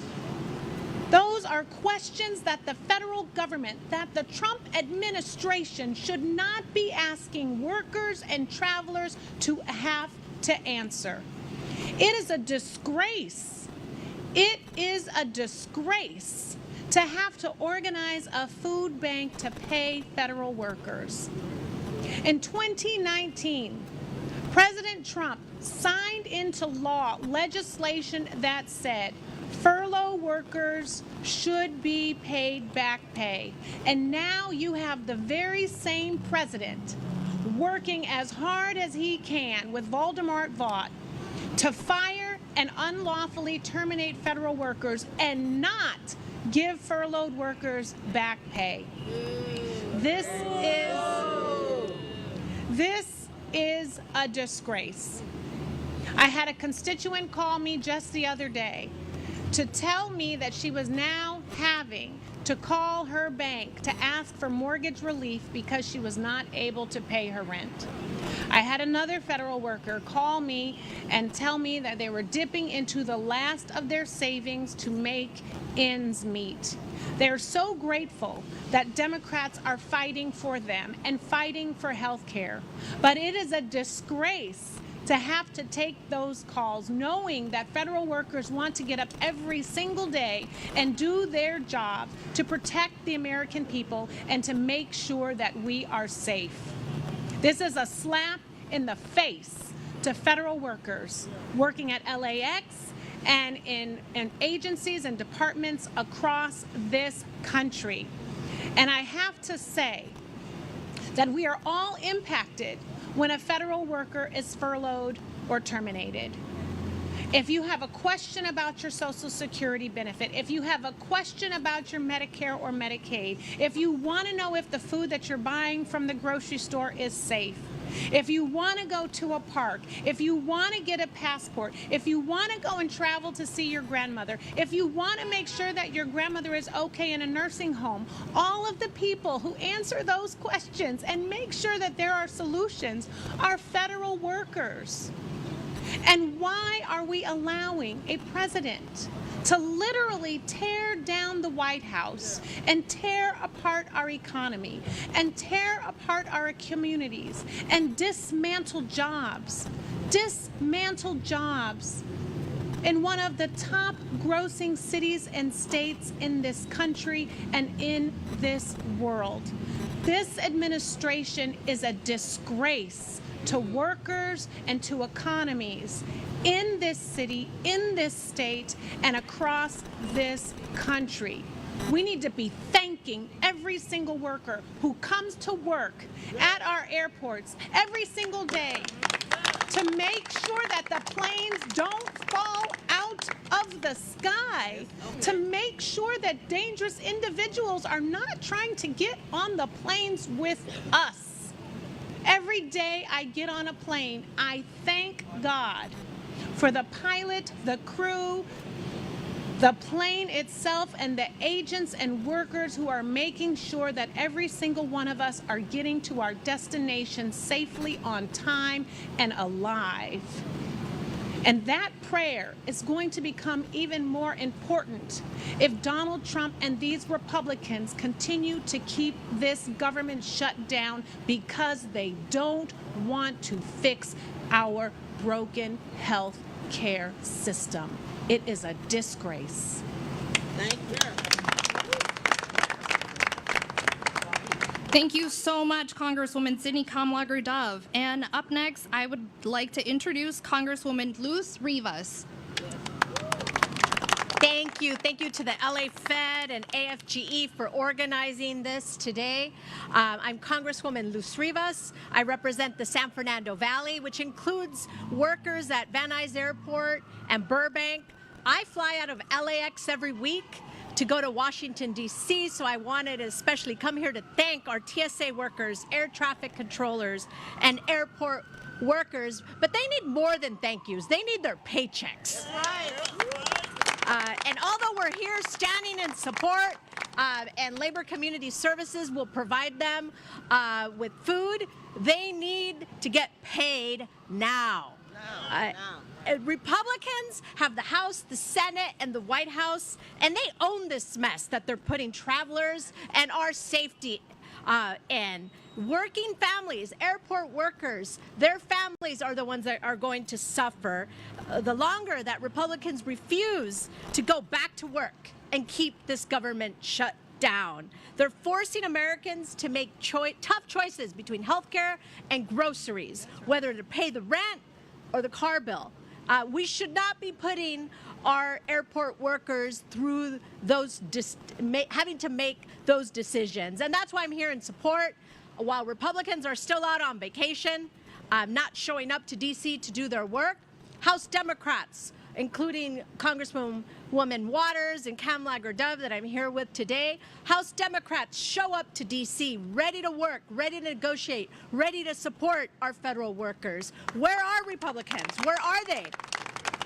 They continue to avoid their work and their own constituents. House Democrats will continue to fight to reopen this government. And thank you for everyone that is here today to support our workers. Thank you. Thank you. Thank you. Thank you so much, Congresswoman.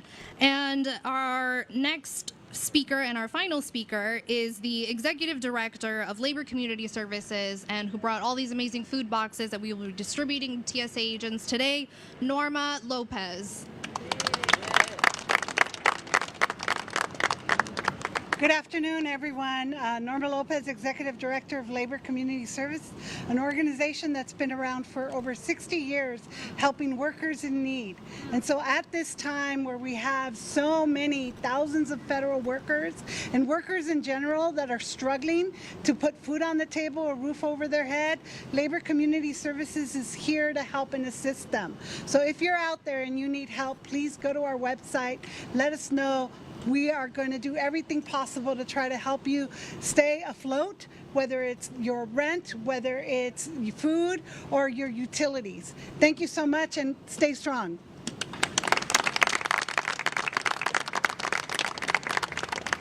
Thank you so much. That concludes today's press conference. Thank you so much for attending. All right, you were listening into a press conference outside of LAX where people were talking about the impact on federal workers. Of course, they are working on ways to help in terms of food because those food bank lines, not just in LA and the big cities, but really all over, have been very long. We're even seeing it here where our food banks are being impacted. We're going to take a quick break, though. We'll be back in 2 minutes.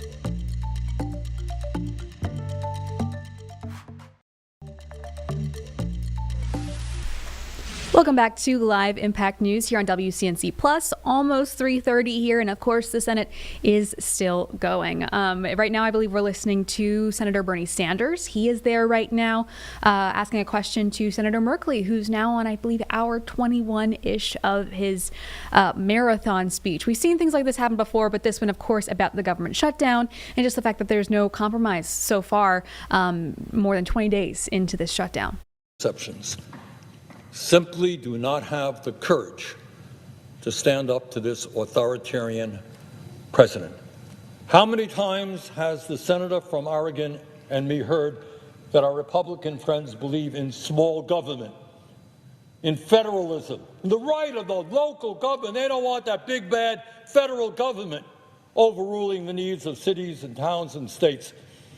And now you got a president of the United States sending federal troops into Portland, Oregon, and Chicago, Illinois, usurping the rights of Congress, threatening to impeach judges who rule against them. So this is a very difficult, unprecedented moment in our history, but I have every confidence that when the American people stand together and they do not let Trump and his friends divide us up by the color of our skin or where we were born or our sexual orientation, when we stand together, defend the Constitution, defend American democracy, we will prevail, and we will defeat authoritarianism, and we will defeat oligarchy. And I would simply ask my friend from Oregon a profound question. Do you agree with me? Thank you to my colleague from Vermont, and I appreciate your points, and I do share them, yes, and you expressed them thoroughly and passionately, and thank you for your advocacy. And I see that my colleague from Virginia is on the floor. Would my colleague from Virginia consider asking a question? Mr. President, will the senator from Oregon yield for a question? I will yield for a question, yes. And Mr. President, I'm actually going to ask two questions. I'm going to tell a story about something that's happened recently in Virginia and ask my colleague from Oregon what he thinks about it. And then I'm going to hand my colleague from Oregon a picture and ask my colleague what he thinks about that. To begin with the story, and the story deals with a topic that may not seem that sexy or something, but that I think is pretty important: U.S. attorneys and the rule of law. Virginia has two United States attorneys, Western District of Virginia and the Eastern District of Virginia. And those two U.S. attorneys who were put in office by President Trump have both recently been forced out of office because they wouldn't engage in political persecution of Donald Trump's enemies. Let me describe the situation to my colleague from Oregon. When the Trump administration began, the two U.S. attorneys who had been recommended by President Biden and voted on, confirmed by the Senate, both stepped down, as is the norm. The Trump administration then elevated in the Eastern District of Virginia an individual by the name of Eric Siebert. First, the Department of Justice appointed him for 120 days, and then that was followed by an appointment by the judges of the court. But his initial appointment into the role was by the Trump administration. Mr. Siebert began his career as a D.C. police officer and then served for 15 years as a prosecutor in one of the most important positions in the U.S. attorney's offices nationally. Senator Warner and I interviewed candidates, and we recommended Eric Siebert to the Trump administration. So they had put him in as the interim, and then he had been confirmed as the acting. We recommended him to the Trump administration. The Trump administration nominated him, and the Judiciary Committee, in an overwhelmingly bipartisan vote, reported him to the floor of the Senate. But before the Senate could act on that bipartisan vote by the Judiciary Committee, Eric Siebert was forced out of office. And he was forced out of office because he refused to prosecute, to indict former FBI Director Jim Comey and New York Attorney General Letitia James. He said there was no evidence to support an indictment in the case, and so this individual who had been put in office by the Trump administration was forced out. In the Western District of Virginia, which covers more of Virginia's landmass but a smaller portion of the Virginia population, Senator Merkley, we had a process like you do in Oregon, and Senator Warner and I recommended two candidates to the White House, and one was a gentleman named Todd Gilbert. Todd Gilbert was a Republican member of our House of Delegates from Shenandoah County, Virginia, who was the leader of the Republican caucus in our House of Delegates, a strong supporter of President Trump's, and he had even been Speaker of the House when the Republicans held the majority in the Virginia General Assembly. A very solid individual, very much with Republican bona fides in supporting President Trump. But he applied to be the U.S. attorney. He had been a local prosecutor, but also a local defense attorney. President Trump installed him as the interim and nominated him for the position. Before the Senate Judiciary Committee could take him up, the Trump Department of Justice pressured Todd Gilbert to fire the chief deputy who had been the deputy in that office leading criminal prosecutions during multiple presidential terms. Todd Gilbert refused to do it, and Todd Gilbert was forced to resign as a result. Subsequent reporting by the New York Times laid out the facts that we believe to be true, that the Trump administration wanted to push out the assistant because the assistant was unwilling to issue indictments that were political in nature against Trump's political enemies, and for that reason, they pressured Todd Gilbert to fire his assistant. Todd Gilbert, who had given up his position in the Virginia General Assembly to take this position, within a month, walked out of the U.S. Attorney's Office rather than succumb to a politically motivated firing of a longtime dedicated prosecutor. In 2 instances, the chief federal law enforcement officials in Virginia, installed in their positions by the Trump administration, were forced to leave because they wouldn't agree to bend the knee and genuflect to a politically motivated persecution campaign. And so my question to my colleague is, you're talking about creeping authoritarianism. What does it say when the executive makes moves on law enforcement officials, Republican law enforcement officials, because they won't bend the knee and politically persecute people against whom there is no actionable claim? I thank so much my colleague from Virginia for laying out this story, which has been quite presented because of its extraordinary nature. To have U.S. attorneys basically fired on short order because they stood up for the principle of the rule of law, rather than agreeing to be part of a political persecution or prosecution team. And I must say they're candidates to go up on my wall of heroes. And I so respect, now here, as you said with Todd, he wasn't coming from the blue side of the aisle. And he wasn't just a newbie to the House. He was the leader of the House Republicans, which meant when they were in charge, he was the Speaker. Now, I was a Speaker as well. I always have a little affection for the Speakers, but I know how difficult it can be to run a chamber. And so you have to be deeply, deeply connected to your colleagues in your caucus as you manage that process. So this individual, just by that resume, clearly was coming with a set of values deeply rooted in the Republican Party. But the value he didn't have was to screw over innocent people. And thank goodness we still have people willing to stand up for justice. Not, if you will, injustice.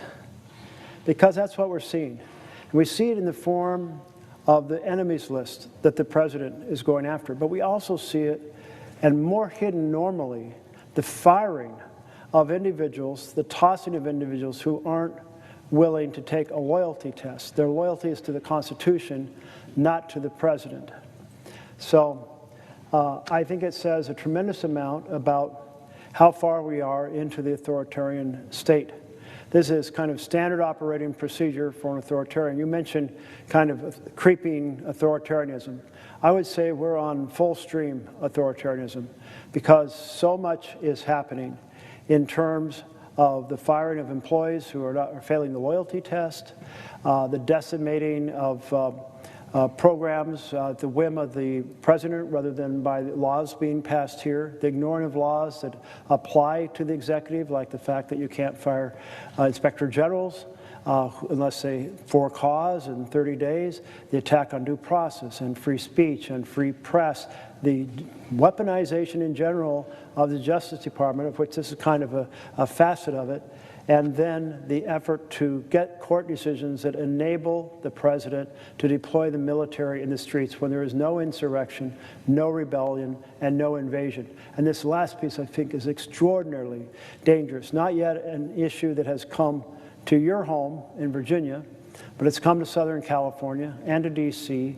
and to Portland, Oregon, and to Chicago, Illinois, and there will be others, because the whole intent is to have the court decisions resolved that provide the precedent for deploying troops when and how the president wants, according to his definition of what a rebellion is or an insurrection is, as opposed to the reality. So there are no checks then on that use of military. So these are all so many things happening all at once. Remember, we are simply 9 months into this administration.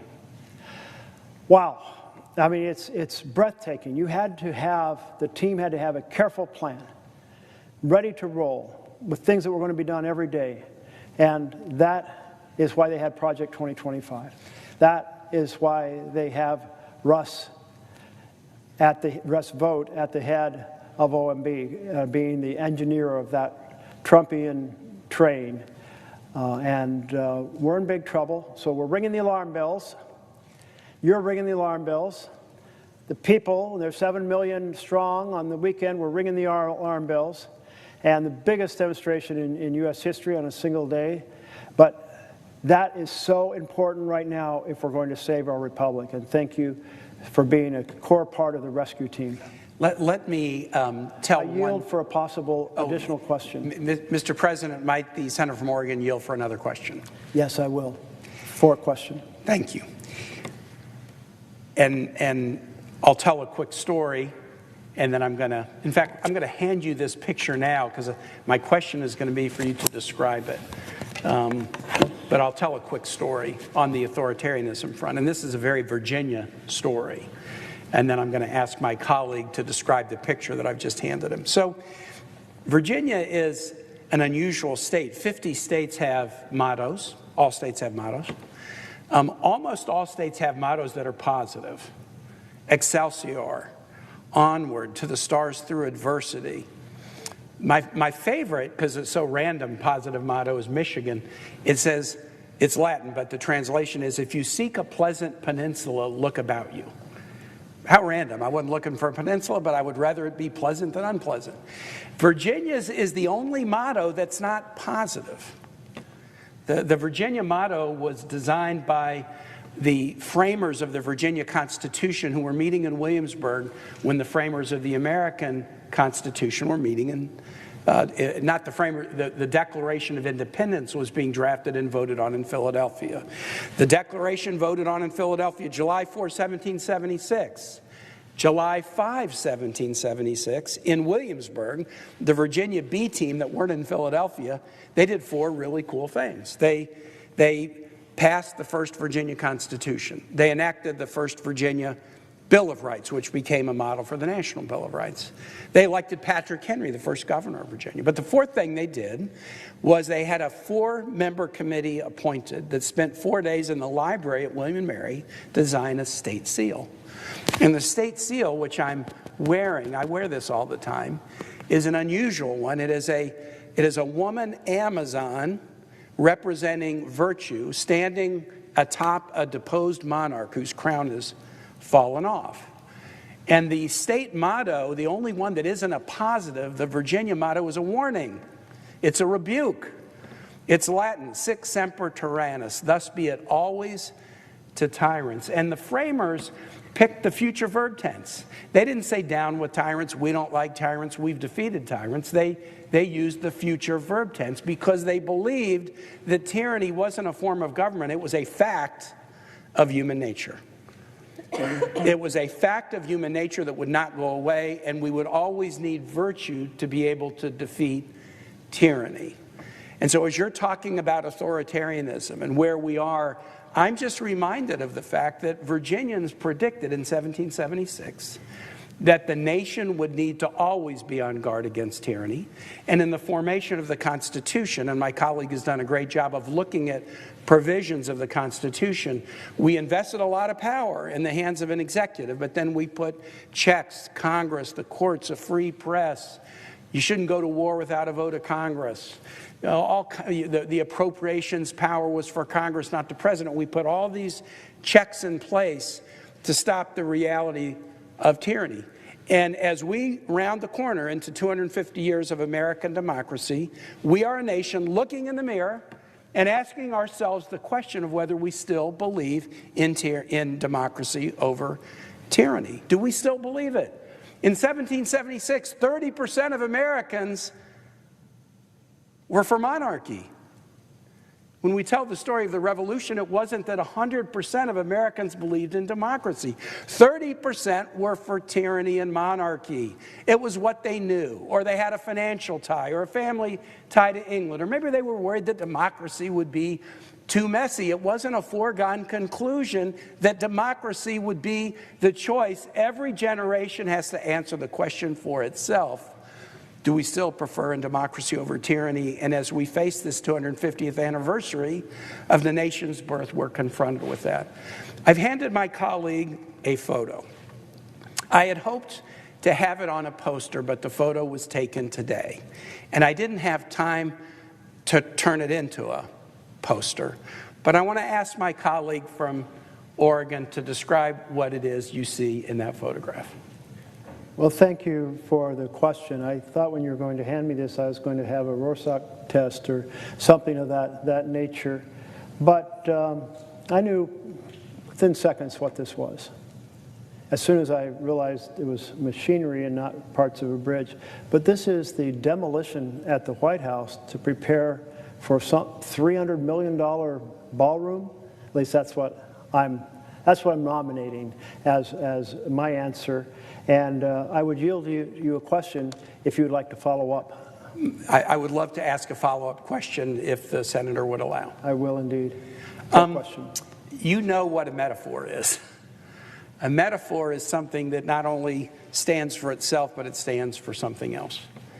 As you look at that picture of the White House being demolished today, at the very time as you were standing on this floor talking about authoritarianism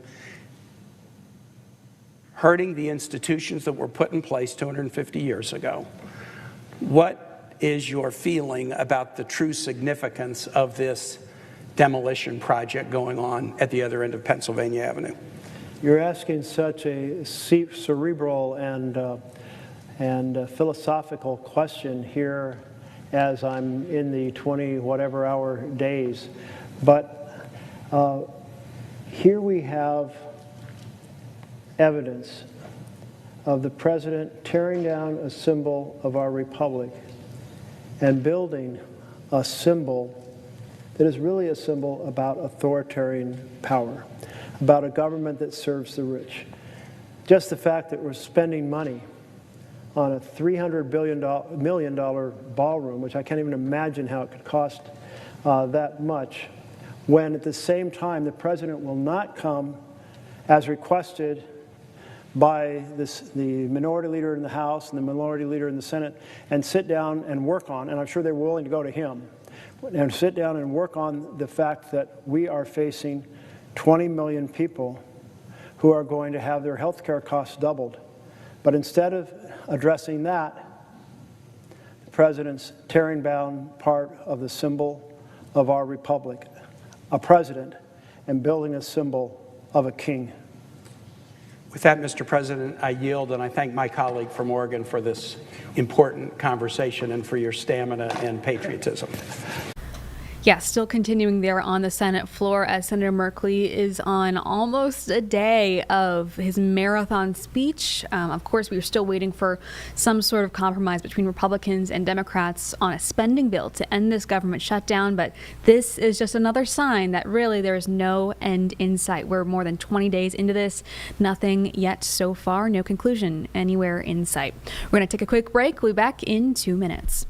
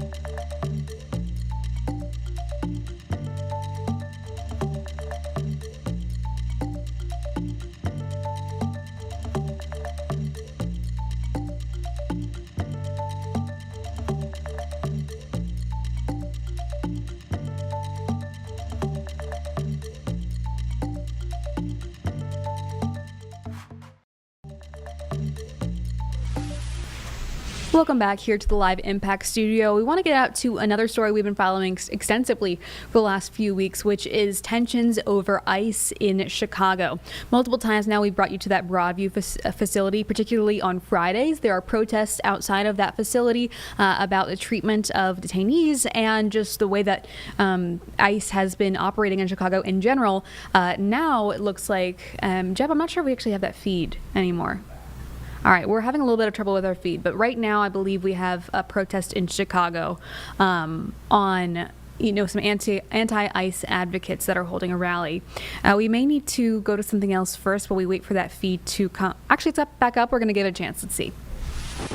As the judge already ruled, different judges in different occasions demanding that they display judicial orders that do not identify themselves and they continue to wear masks as the terrorists and mercenaries that they are. There's no money that will buy our consciousness, unlike these mercenaries that terrorize us. So today here in Little La Villita, en nuestro barrio, we say no more. So to the wannabe dictator, and as we told him in his face, to Bovino, his mercenaries, that defy the judge rulings, here you're going to find dignity of on a community that is made of working people. They took restaurant workers, people going to the hospital, and an elected official. So today here from Little Village, once again to Donald Trump, we know what this is about.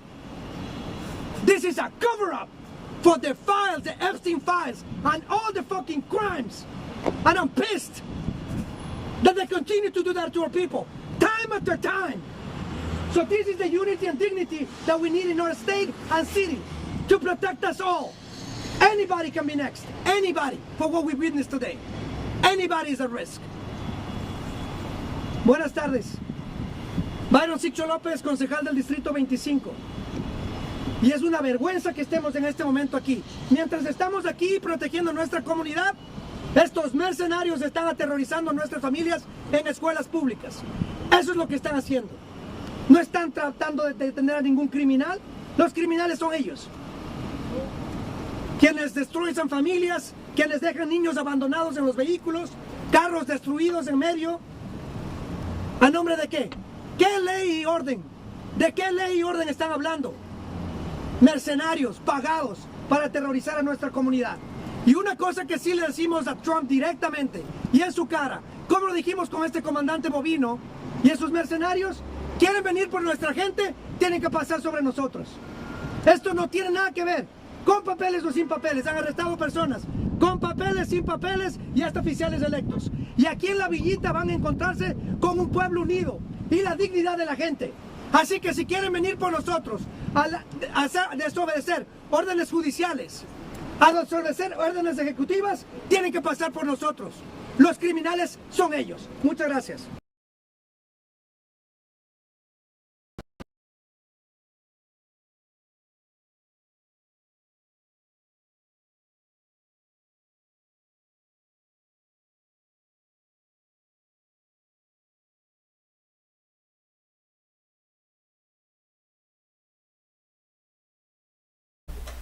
All right, we are coming back on because it looks like we're having a bit of trouble with that feed, but we do have some breaking news closer to home. I'm reading this off of just what we just got into our newsroom in the last few minutes. One person pronounced deceased by paramedics, and one person treated for serious injuries and transported to Atrium after a crash. So we just got that into our newsroom. This is at, I believe, Station 1 in Davidson. I might have that at that. Is that correct, Jeb? Am I looking at the right place? Yeah, we're working to pull up a map now so you can see. As a result of this, though, drivers need to know that Highway 73 is closed for that investigation between Poplar Tent Road and Summers Walk Boulevard, and they are posting an alternate route for people. So this is the scene of where that happened. Again, one person has died, another person is headed to Atrium with serious injuries. So obviously not what people want to hear. This is near the Cabarrus County line, and so if there are people that are are going to be doing their commute soon, just know that you're going to have some traffic to run into. You're going to have some road closures and some alternate routes to take. But of course, the main story here is just a tragic situation in general. And a good bit of context here. This is actually right by the Carolina Renaissance Festival. Like it's within maybe just a mile, maybe even significantly less of that. You can kind of see, and I'll zoom us in right here. Yeah. You can see it's right here. So that's just to, obviously the Renaissance Festival not going on right now. It's a weekend event, but it is good for context as people try to understand where this is relative to them. And I'll zoom out. You can see there's this red pin here. This is kind of near all sorts of. This is kind of near Huntersville, near Davidson, near Concord. So that's very helpful to just see where this is happening. Yeah, just outside that outer loop. Yeah, really difficult situation here. And again, as we talked about, this is literally in the last few minutes. So still working to get some details of what happened. That investigation is actively taking place right now. So we'll, of course, update when we get some more information. Jeb, is that everything we know so far? Yep. All right. Do we want to take a quick break? There's only a few minutes. We can just go back to Chicago. We're going to head back to Chicago now, where that protest against ICE is still underway. Darles las gracias en particular a muchos empresarios, muchos que están aquí atrás de mí, que ayudaron a mantener a la gente a salva. En la calle 26, cuando el bovino y su gente andaban caminando por la 26, muchas empresas abrieron sus puertas para que la gente se quede adentro y no los podría perseguir ICE. Había un State Farm que abrieron la puerta y no dejaron que ICE entrara. Los gerentes no dejaron que entraran porque sabían de que los agentes se lo querían llevar. Qué bueno que tenemos esos aliados, qué bueno que tenemos gente que le importa nuestra comunidad. Y eso le voy a decir a todos. Y si usted ve que un negocio no les está dando ese apoyo, no vayan y compren ahí, que les duele que no compren ahí. Mejor. ¿Manda? Sí, también esta lavandería hicieron todo lo que estaban supuestos a hacer. They did what they're supposed to do. Cerraron las puertas cuando vieron de que ahí se llegaron. Qué bueno que tenemos esos aliados. Pero nomás recuérdense, no estamos lidiando con gente, no estamos lidiando con personas aquí en el ICE. Estos son animales, son predadores, son gente que están tratando de cazar a nuestra comunidad. Pero lo que no cuentan con la astucia de nuestra gente, no cuentan con los aliados que tenemos aquí en toda la vida, en todo Cícero, todo nuestro pueblo. Con que nos cuidamos unos a los otros vamos a estar bien, porque si nosotros no nos cuidamos, nadie nos va a cuidar. Entonces, por favor, manténganse vigilantes, no caen en las provocaciones de estos animales y cuídense todos. Muchas gracias.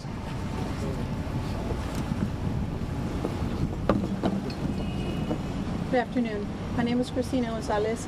I am a board member of the Little Village Chamber of Commerce, and I am also a small business owner here in La Villita. This morning, ICE came and detained in our community 7 everyday people, your neighbors, your aunts, your uncles, the guy that works at the restaurant or the store with you, alongside you. This can happen in any community. It's happening now. Here. When it happens to another community, what's going to happen? As business owners, we opened our doors to our community, the residents. Our employees are terrified to come to work. The trauma that is being caused and brought upon the children that are seeing these visions, not going to school, not going outside, not shopping. This has to stop. As business owners, we protect our communities. We love our communities. We live here. We're here more than we're home. We've employed people for over 30, 40, 50 years in some of our businesses. We care about them because they're our family. We're asking for the entirety of Chicago and surrounding suburbs to join in and help support these communities. Help support them by taking a stand against these terrible detainments that are happening randomly. It happened just... All right, you've been listening in to that anti-ICE rally outside of Chicago. This is an ongoing scene as we watch multiple protests over the last few weeks outside of that Broadview ICE detention facility and just multiple